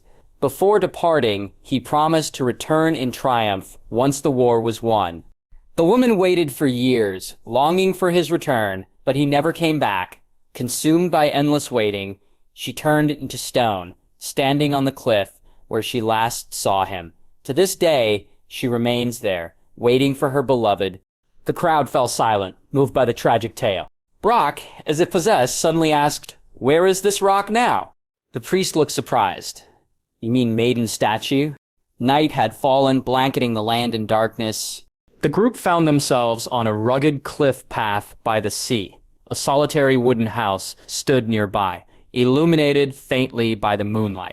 Rounding the corner, they spotted the stone statue of a woman perched on a cliff overlooking the water. The statue, worn by the passage of time, seemed fused with the surrounding rock. The waves crashed against the reef below, and the town's festival lights twinkled in the distance. Despite the faint echoes of celebration, the atmosphere here felt heavy and still. Gazing at the statue, Misty whispered, "Do you think this really was a woman once?" Kai shook his head. "Who knows? At least I don't see any signs of it being carved by human hands." A sudden gust of wind swept through, carrying a cool chill. The moon disappeared behind thick clouds. Sensing an ominous presence, Kai instinctively reached for 2 Pokeballs. In a flash of red light, his Charmander and Jolteon appeared by his side. The flames on Charmander's tail and the sparks from Jolteon lit up their surroundings, offering both illumination and reassurance. "There's nothing more to see here. Let's head back to town," Kai said. But just as Misty turned to leave, the door of the wooden house creaked open. At first she thought it was the wind, but the next moment, a glowing, blurry figure floated out of the doorway. "Ah! A ghost!" Misty screamed. Hearing Misty's scream, Kai and the others hurriedly turned their heads and saw the so-called ghost. The ghost's shape was identical to the woman in the portrait. She floated in the air, her body transparent and blurry, slowly gliding toward them. "I miss you so much," the ghost softly murmured. Kai didn't feel anything unusual, but Brock, captivated by her beauty, stood mesmerized. "I miss you too," Brock muttered dazedly. The ghost looked at them, her expression softening. "I've been waiting for you to come back," she whispered. Suddenly, a strange wind blew through the room. In the next moment, Kai and Brock's bodies were enveloped in the wind and began to float uncontrollably toward the ghost. The suction was so strong that Kai instinctively reached out to grab something, but there was nothing nearby. As he was pulled closer and closer, a pair of delicate hands suddenly grabbed his wrist. It was Misty. Seeing Kai being pulled away, Misty ignored her fear of ghosts. "Where do you think you're taking them?" she shouted angrily. Gripping Kai's hand tightly, she pulled with all her strength. Despite being a young girl without much physical power, she refused to let go, even as the strange wind howled around her. Realizing the ghost was a disguised Gastly, Kai seized the opportunity Misty gave him and shouted, Charmander, use Ember. Jolteon, use Thundershock. Flames and lightning shot toward the ghost simultaneously. The ghost let out a cry as the attack struck. Losing control of the wind, the suction dissipated, and Kai and Brock plummeted to the ground. Misty instinctively tried to catch Kai, but he crashed into her, knocking them both over. Brock, meanwhile, landed heavily on the floor. The impact seemed to snap Brock out of his trance. What happened? He asked groggily, looking around in confusion. Since entering Maiden's Gorge, his mind had been foggy, as if bewitched. The ghost, frustrated by the interference, snarled, You meddling fools, stop interfering. With her words, a swarm of skeletal figures appeared, flying overhead with eerie wails. What are those things? Misty cried, clutching Kai's arm in fear. Kai stood up, glancing at the others, who appeared paralyzed by fear. He shouted, Don't worry, it's just a Pokémon. Ash pulling out his Pokédex, he aimed it at the ghost. Pokédex, Gastly, the gas Pokémon. Ghost and poison type. Born from poisonous gas, Gastly is skilled at hypnosis and enjoys pranks. It can make itself invisible and pass through solid objects. Just a Gastly. Ash and Misty said in astonishment. The ghost form began to shift. She first morphed into an elderly woman, cloaked in purple, before transforming into a black, smoke-shrouded orb with sharp eyes and a fanged grin. Sometimes I'm a legendary beauty. Other times, a mysterious fortune-teller. But my true form is Gastly. Kai and the others stared at the Pokémon, whose mischievous grin only widened. Ash exclaimed, A real Pokémon. Alright, let's battle, Pikachu. I choose you. Pikachu. Gastly chuckled. Battle? I'm in a hurry, so let me finish this quickly. Circles of ghostly energy emanated from Gastly, launching hypnosis attacks at the group. Recognizing the move, Kai shouted, Watch out, it's hypnosis. But before anyone could react, the hypnotic waves passed over them. One by one, Kai, his friends, and their Pokémon fell into a deep sleep. Gastly surveyed the sleeping trainers with satisfaction. Too easy, it said smugly. Now back to business. The strange wind returned. Wrapping around Brock, Gastly turned toward Kai, but its expression changed when it noticed a red flash from one of Kai's Pokeballs. A Pokemon emerged, a Kirilia with green hair and an elegant, human-like form. Oh, you came out on your own? Are you trying to protect your trainer? Gastly sneered. But your psychic moves are no match for my ghost type. It's pointless to resist. Kirilia, aware of its disadvantage, didn't attack directly. Instead, it used its psychic power to release the rest of Kai's Pokémon from their Pokeballs. In a flurry of red light, the rest of Kai's team appeared, including his prized Zapdos. Gastly's gaze swept over the group of Kirilia, Ivysaur, and Squirtle, and finally rested on the proud Zapdos. 4 against 1, I see this trainer has some impressive Pokémon. What the hell, even a Zapdos? Gastly said with a nervous grin. Crack! I want a taste of roasted Gastly today. Zapdos raised its head arrogantly, its electric aura crackling with power. Intimidated by Zapdos, Gastly hesitated. After a moment, it sighed. Fine, I'll let you off this time, but I'm taking him with me. Before anyone could stop it, Gastly vanished, taking Brock with it. When Kai woke up, he found himself lying on the ground. Kirilia stood by his side, looking worried. You let yourself out? Kai asked softly, rubbing its head. Sitting up, he noticed Ash, Misty, Pikachu, Charmander, and Jolteon all sleeping nearby. However, Brock was nowhere to be found. Looking around, he spotted the rest of his Pokémon, including Zapdos. Even Zapdos, Kai thought, piecing together the events. At the Pokémon Center, Nurse Joy examined Brock and confirmed that he was merely exhausted. Relieved, the group let out a collective sigh. No matter how much they prodded him, Brock couldn't remember anything after being taken by Gastly. His memories were a complete blank. After settling him into bed in the dormitory, Kai instructed Ash to watch over him before leaving the Pokémon Center alone. Though dealing with the ghost would be challenging, Kai had made up his mind to capture it. As a wild Pokémon that had lived for centuries, its abilities were bound to be extraordinary. Most importantly, it could speak human language, just like Team Rocket's Meowth. Such a Pokemon would be invaluable for better communication with his team, eliminating the need for guesswork. But where was Gastly now? It was already 2 a.m. and the night felt darker than ever. Kai surveyed his surroundings and decided to head to Maiden statue by the seaside cliffs, hoping to find a clue. Following the mountain path out of the town, he soon reached his destination. However, the scene was as empty as before, with only the sound of waves crashing below and the salty breeze filling the air. "Gastly, are you here?" Kai called out, his voice echoing into the distance. There was no response. "Not here, huh?" he muttered, stepping closer to Maiden's rock. "Maybe I should just destroy this statue and solve the problem." "Hey!" a voice snapped behind. "I can't just ignore a threat like that." Kai turned with a sly smile, spotting Gastly hovering in the air. "Gastly, let's battle." "Oh?" Gastly's tone grew serious. "You want to capture me?" Kai pulled a Pokeball from his belt and enlarged it. "Of course! I will solve the current problem and get a strong Pokemon with it." "Arrogant, aren't you?" Gastly commented with a sly smile. With that, Kai tossed the Pokeball, and in a flash of red light, his Jolteon appeared. Its sleek fur crackled with electricity as it growled confidently. "A Jolteon?" Gastly sounded mildly surprised, though more amused than alarmed. "I thought you'd bring out that Zapdos. Against a legendary Pokemon, even I wouldn't stand a chance." "You think I don't want to? If only I could actually control it," Kai chuckled. "Don't worry," he said aloud, crossing his arms. "Even if Jolteon loses, I won't use Zapdos against you." He gave a confident smirk. "Let's cut the chatter and get started." Jolteon used Thunder Shock. Jolteon's fur sparked with electricity, sending a bolt of lightning toward Gastly. Gastly countered by summoning a swirling black Shadow Ball, which collided with the Thunder Shock mid-air. The Shadow Ball's power easily overpowered the Thunder Shock, continuing toward Jolteon. "Jolteon, dodge!" Kai commanded. "Then use Pin Missile." Jolteon leapt nimbly to the side, avoiding the Shadow Ball. The spines on its back bristled like steel needles before launching a barrage of pin missiles toward Gastly. Facing the roaring attack, a mysterious gust of wind blew through, scattering all the pin missile needles. Kai asked curiously, "What kind of move is that?"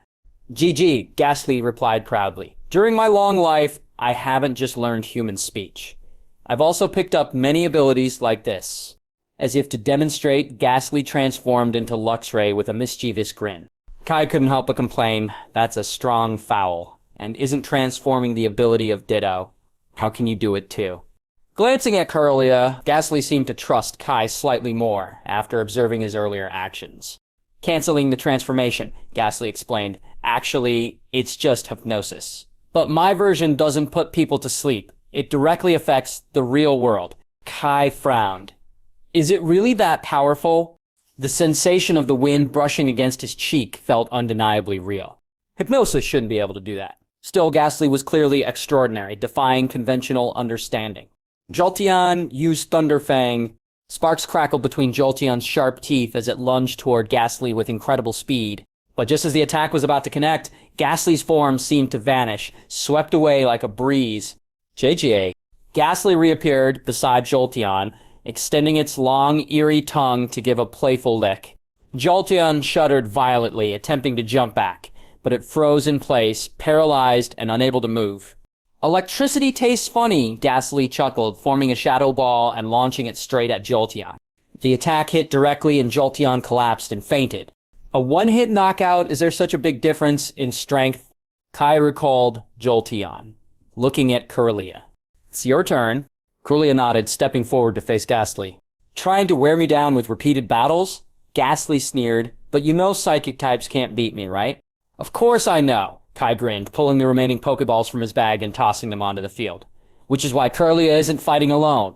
Ivysaur, Squirtle, and Charmander appeared, lighting up beside Kirilia. "Ah, so it's a team effort." Gastly rolled its eyes, but didn't seem bothered. "What choice do I have?" Kai smiled. "Your battle with Jolteon made me realize your strength. Conventional methods won't work if I want to catch you." Gastly paused before asking, "Why are you so determined to catch powerful Pokemon? Is winning the Pokemon League really that important to you?" "Well," Kai thought for a moment, "life is full of ups and downs. While the Pokemon League isn't everything, it's both a dream and a goal of mine. What about you? Don't you have something you want to pursue?" "A dream? A goal?"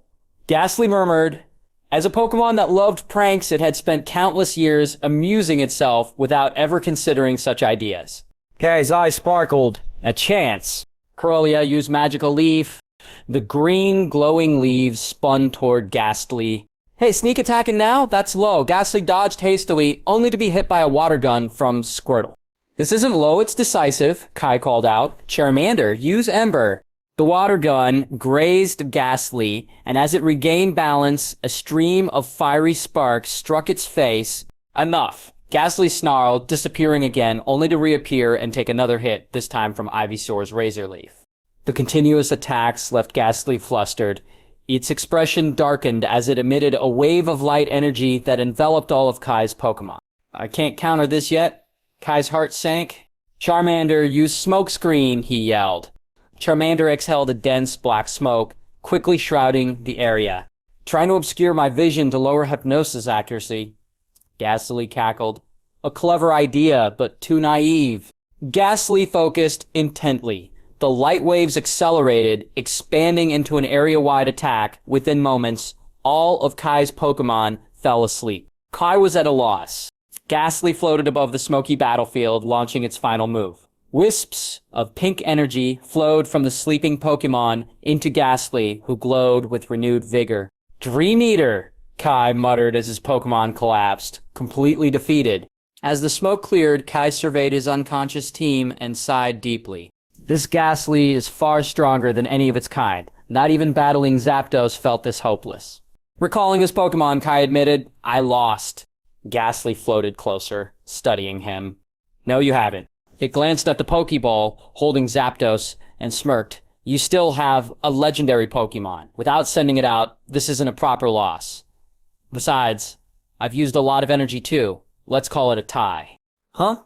Kai blinked in surprise, unprepared for Gastly's unexpected words. Gastly continued, You're an interesting trainer. I may not have any dreams yet, but I do want to leave this place and see the world. Winning the Pokemon League sounds like a worthy adventure. Kai's heart leapt. Are you saying... Gastly grinned. That's right, I acknowledge you. Take out your Pokeball. I'll be your Pokemon and help you achieve your dream. Kai took out a Pokeball and carefully extended it toward Gastly. Without hesitation, Gastly tapped the button, allowing its body to be enveloped in the red light and pulled into the ball. The Pokeball shook slightly before stopping with a soft click. It worked! Before Kai could celebrate, the Pokeball suddenly opened and Gastly floated back out. I really can't stand the environment in there. It's dark and cramped, Gastly grumbled, shaking its gaseous body. I'm used to being free. I much prefer staying outside. Kai shrugged. That's fine. Honestly, I don't like traveling alone anyway. It'd be nice to have a Pokemon by my side. Gastly nodded and floated toward Maiden Rock once more. The summer festival has ended for this year, but your legend will continue to be told, Kai remarked.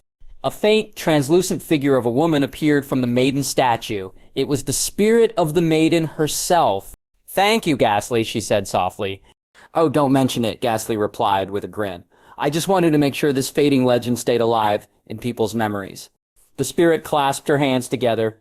For so long, I've remained here waiting to reunite with him. No matter how long it takes, I'll continue to wait.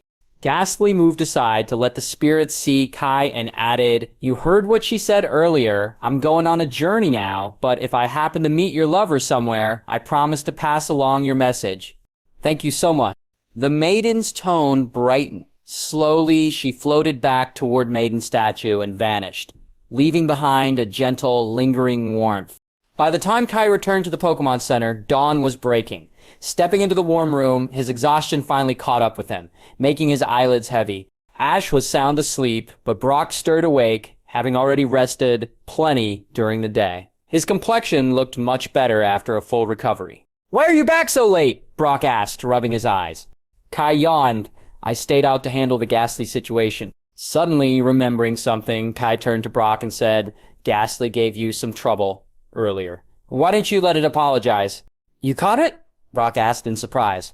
Catty didn't respond, but a black sphere wreathed in purple mist emerged from his shadow and floated into view. Whoa, Brock exclaimed, startled. His yell woke Pikachu, who blinked curiously, while Ash merely rolled over, still fast asleep. Hey, small-eyed man, Gastly cackled. Apart from being a hopeless flirt, you scare way too easily. What happened earlier was just a little prank. No hard feelings, right? Brock, ever good-natured, chuckled. I wasn't really upset about it anyway. Apology accepted. Kai glanced at his phone to check the time. I'll probably sleep in for a while. When Ash wakes up, you should head out without me. I'll stay here for another day or two. If fate allows, we'll meet again. Brock was puzzled. Isn't the Gastly situation resolved? Why stay longer? Kai didn't explain further, only nodding as Brock said, "All right, take care then." After a quick wash, Kai collapsed into bed. When he opened his eyes again, it was already afternoon. The past few days of nighttime adventures and little rest had left his biological clock in chaos, and even now he felt drained. Ash, Misty, and Brock had long since left. Misty had initially wanted to stay behind with Kai, but since he hadn't asked her to, she reluctantly continued the journey with Ash. Kai's decision to remain stemmed from his desire to preserve the legend of Maiden's statue.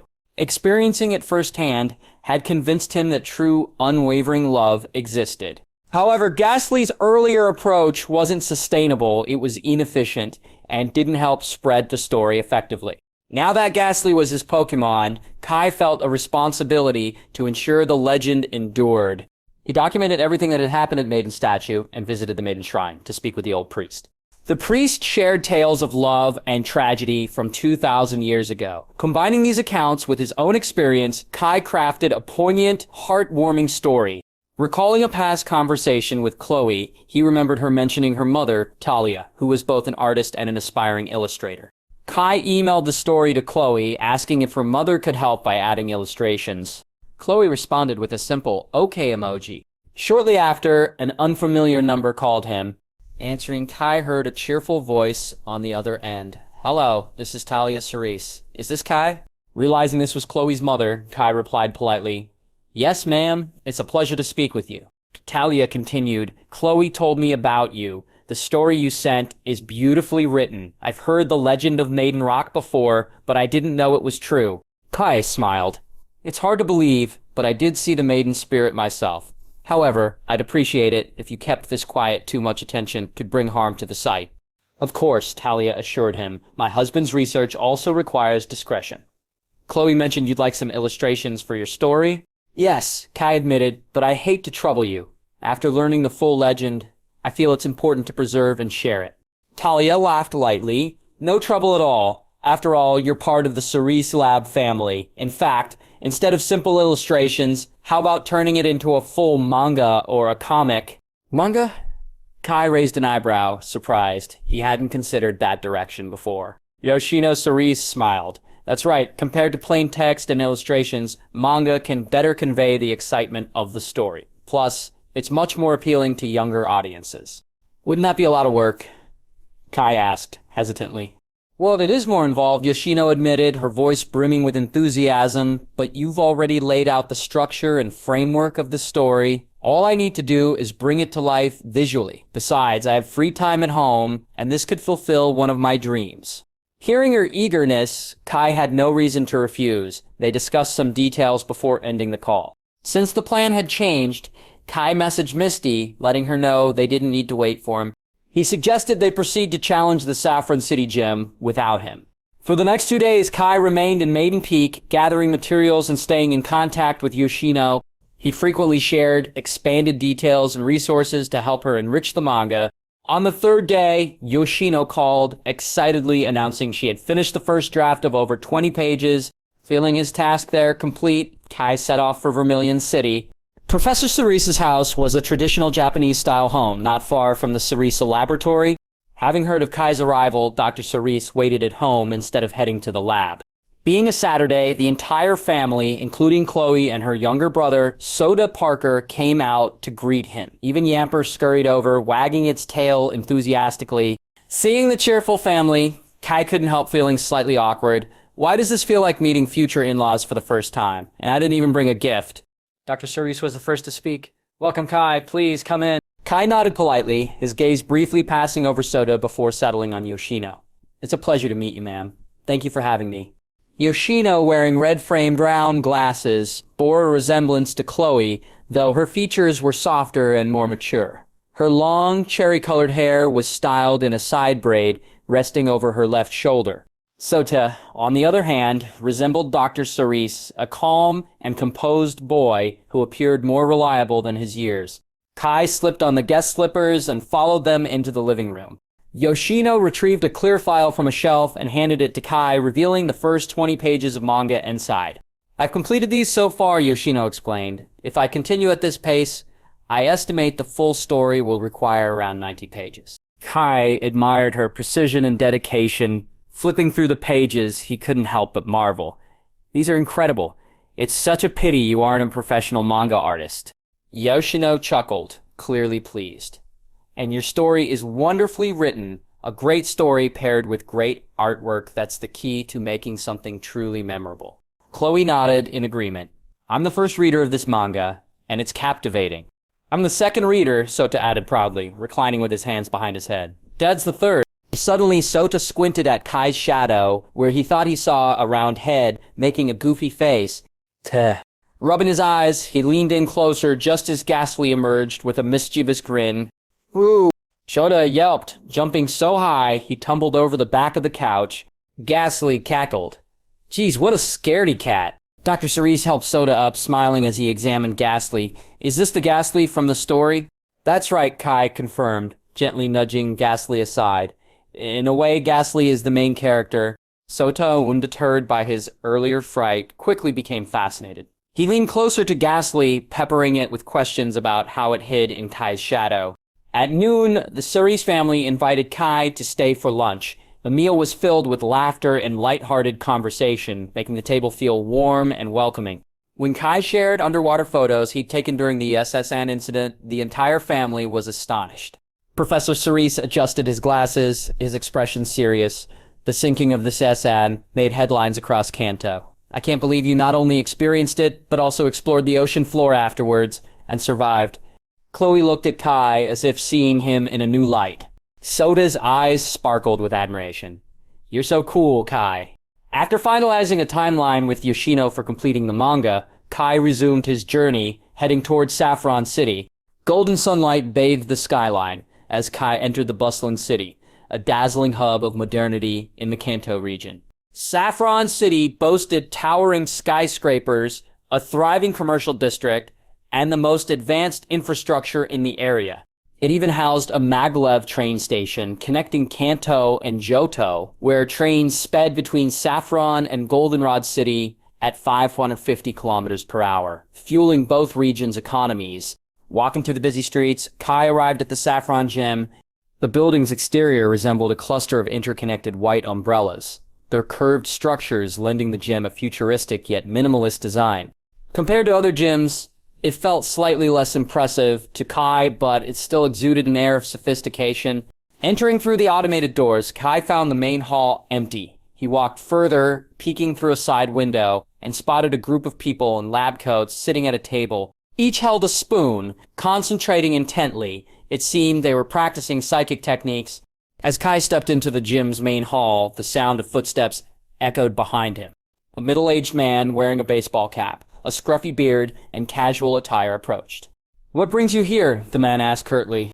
Hello, Kai replied politely. I'm here to challenge the gym leader, Sabrina. Is she available? The man nodded, his gaze shifting to Kirilia beside Kai. You're interested in psychic-type Pokémon, huh? But you don't seem to have any psychic potential yourself. Kai blinked in confusion. Psychic powers? Why would I need those? I'm here for a Pokémon battle, not a magic show. A magic show? The man's face turned red as he coughed in disbelief. He waved Kai along. Come with me, but don't say I didn't warn you without psychic abilities. You can't fully unlock the potential of a psychic-type Pokémon. Kai smiled faintly, but didn't argue. He gave Kirilia an encouraging pat on the head and followed. If only he knew. The corridor led to a grand battlefield. Marble tiles stretched across the floor, flanked by tall stone pillars that reached the ceiling. Torches burned brightly on the sidelines, casting flickering shadows across the room. It felt less like a gym and more like an ancient temple. On the far side, a striking woman sat silently on a raised platform. Her sleek black hair framed her pale face, and her piercing eyes watched him intently. Dressed in a red leather skirt and long black stockings, she exuded an intimidating presence. This was Sabrina, the gym leader of Saffron City. Sabrina, another challenger has arrived. the middle-aged man said, stepping into the center of the battlefield to act as the referee. Without a word, Sabrina rose from her chair. To Kai's amazement, she floated effortlessly to the trainer's platform, her feet never touching the ground. Impressive, Kai murmured, envious of her psychic abilities. I sensed your arrival, Sabrina said coldly, her voice devoid of emotion. Her sharp gaze flicked to Kai's shadow, and a faint smirk appeared. You carry a disruptive presence, that mischievous spirit hiding in your shadow. Kai wasn't surprised. Sabrina's psychic abilities were legendary, after all. He recalled her backstory vividly. Sabrina had awakened her psychic powers as a child, but became consumed by them. She isolated herself, shut out emotions, and estranged her family once, even turning her mother into a doll and banishing her father. This obsession led to the emergence of two personalities, the cold and powerful Sabrina, and a lonely, mischievous side longing for connection. But thanks to Ash and his haunter, Sabrina had recently reconciled with her family. Though she still carried an air of aloofness, she was no longer consumed by her powers. Kai glanced at the middle-aged man. That must be her father. Let's begin, Kai said, snapping out of his thoughts. What are the rules? Sabrina's expression remained impassive. A one-on-one battle. If you defeat my Pokémon, you earn the Marsh Badge. She produced a Pokeball, and with a flash of light, her Alakazam materialized a golden humanoid Pokémon with a thick mustache and a spoon in each hand. Kai nodded to Kirilia, who stepped forward, ready for battle. Not using your Ghost-type Pokémon? Sabrina asked. Kai shook his head. Kirilia needs the training. Using a Ghost-type would be too one-sided. Arrogant, aren't you? Sabrina asked, with a stoic face. As if on cue, a haunter floated into the battlefield. It circled Sabrina playfully before noticing Gastly peeking out of Kai's shadow. Hey, hey, hey. With a delighted laugh, it zipped over and the two ghost types began making silly faces at each other. I smiled. That's Ash's haunter. Looks like it decided to stay with Sabrina instead of returning to Lavender Tower. With the battlefield set, Kai called out, Kirilia, use Psychic. Kirilia raised its delicate hands, unleashing a powerful wave of psychic energy that surged toward Alakazam.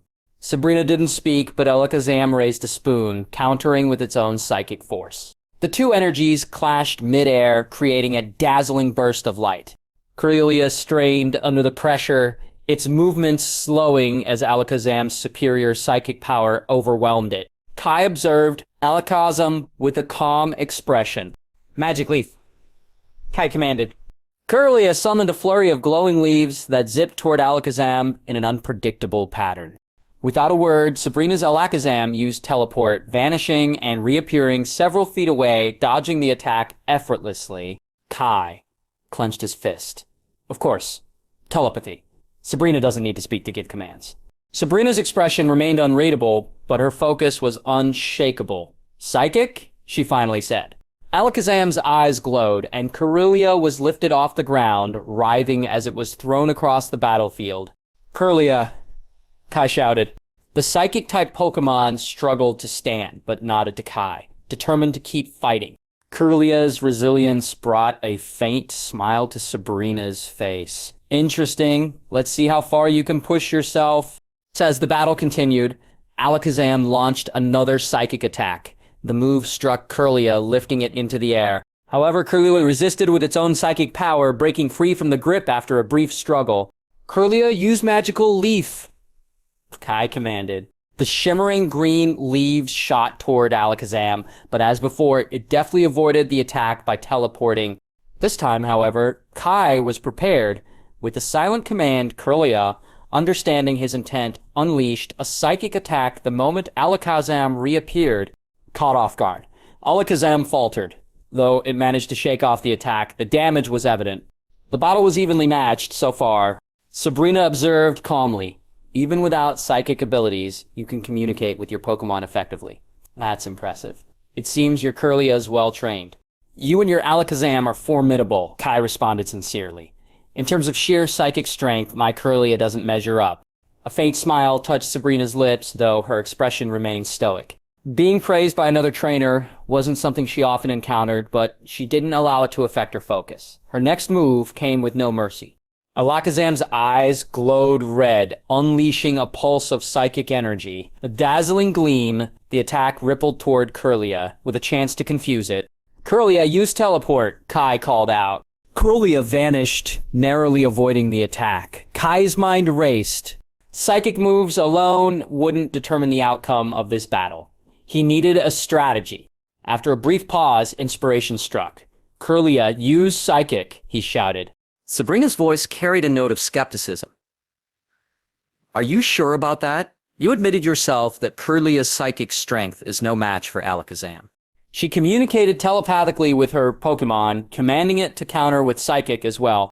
But as Alakazam concentrated its power, the incoming attack wasn't Psychic, it was another magical leaf. What? Sabrina's composure broke slightly. Even Alakazam faltered, surprised by the switch. The enchanted leaves clashed with its psychic barrier, breaking through and striking it. Being neutral to grass-type moves, the damage left Alakazam visibly shaken. Feeling surprised, Kai exclaimed, Kirilia, why didn't you follow my command? Sabrina narrowed her eyes, clearly unimpressed. You tricked us. Kai coughed, hiding a grin. Tactical deception. That's what I call it. Sabrina's expression remained neutral, but she silently vowed not to fall for such tactics again. She commanded Alakazam to use Recover. A golden glow enveloped the Pokémon as its wounds began to heal. Kirilia, don't let it finish. Use Psychic, Kai ordered. Kirilia. Kirilia raised its arms, sending another wave of psychic energy toward Alakazam. But the attack interrupted the healing process, knocking the spoon from its hand. Kai seized the opportunity. Now, use Magical Leaf. The spinning leaves formed a small cyclone, bombarding Alakazam. Without its spoon, teleportation was delayed, leaving it vulnerable. The attack ended with Alakazam kneeling, visibly weakened. Finish it! Use Disarming Voice, Kai called. Kirilia unleashed a melodious cry, sending pink sound waves toward Alakazam. The fairy-type attack struck true, and Alakazam wavered before collapsing, unable to continue. Sabrina's father raised his hand. Alakazam is unable to battle. Kirilia is the winner. Sabrina recalled her Pokémon and approached Kai. Despite the loss, her face remained impassive as she handed him a badge. You've earned this. The badge floated into Kai's hand, a golden badge shaped like a radiant circular emblem. Kai placed it in his badge case, beaming 4 badges down, just 4 more to go until the Indigo League. With a parting wave, Kai left the gym, heading to the Pokémon Center to heal his team. However, on the way, a spark caught his attention. Looking up, he noticed smoke and flashes of light emanating from the 10th floor of a skyscraper nearby. Is that the Sylph Tower? He murmured, reading the building's name. A sense of unease crept in as he realized something unusual was happening there.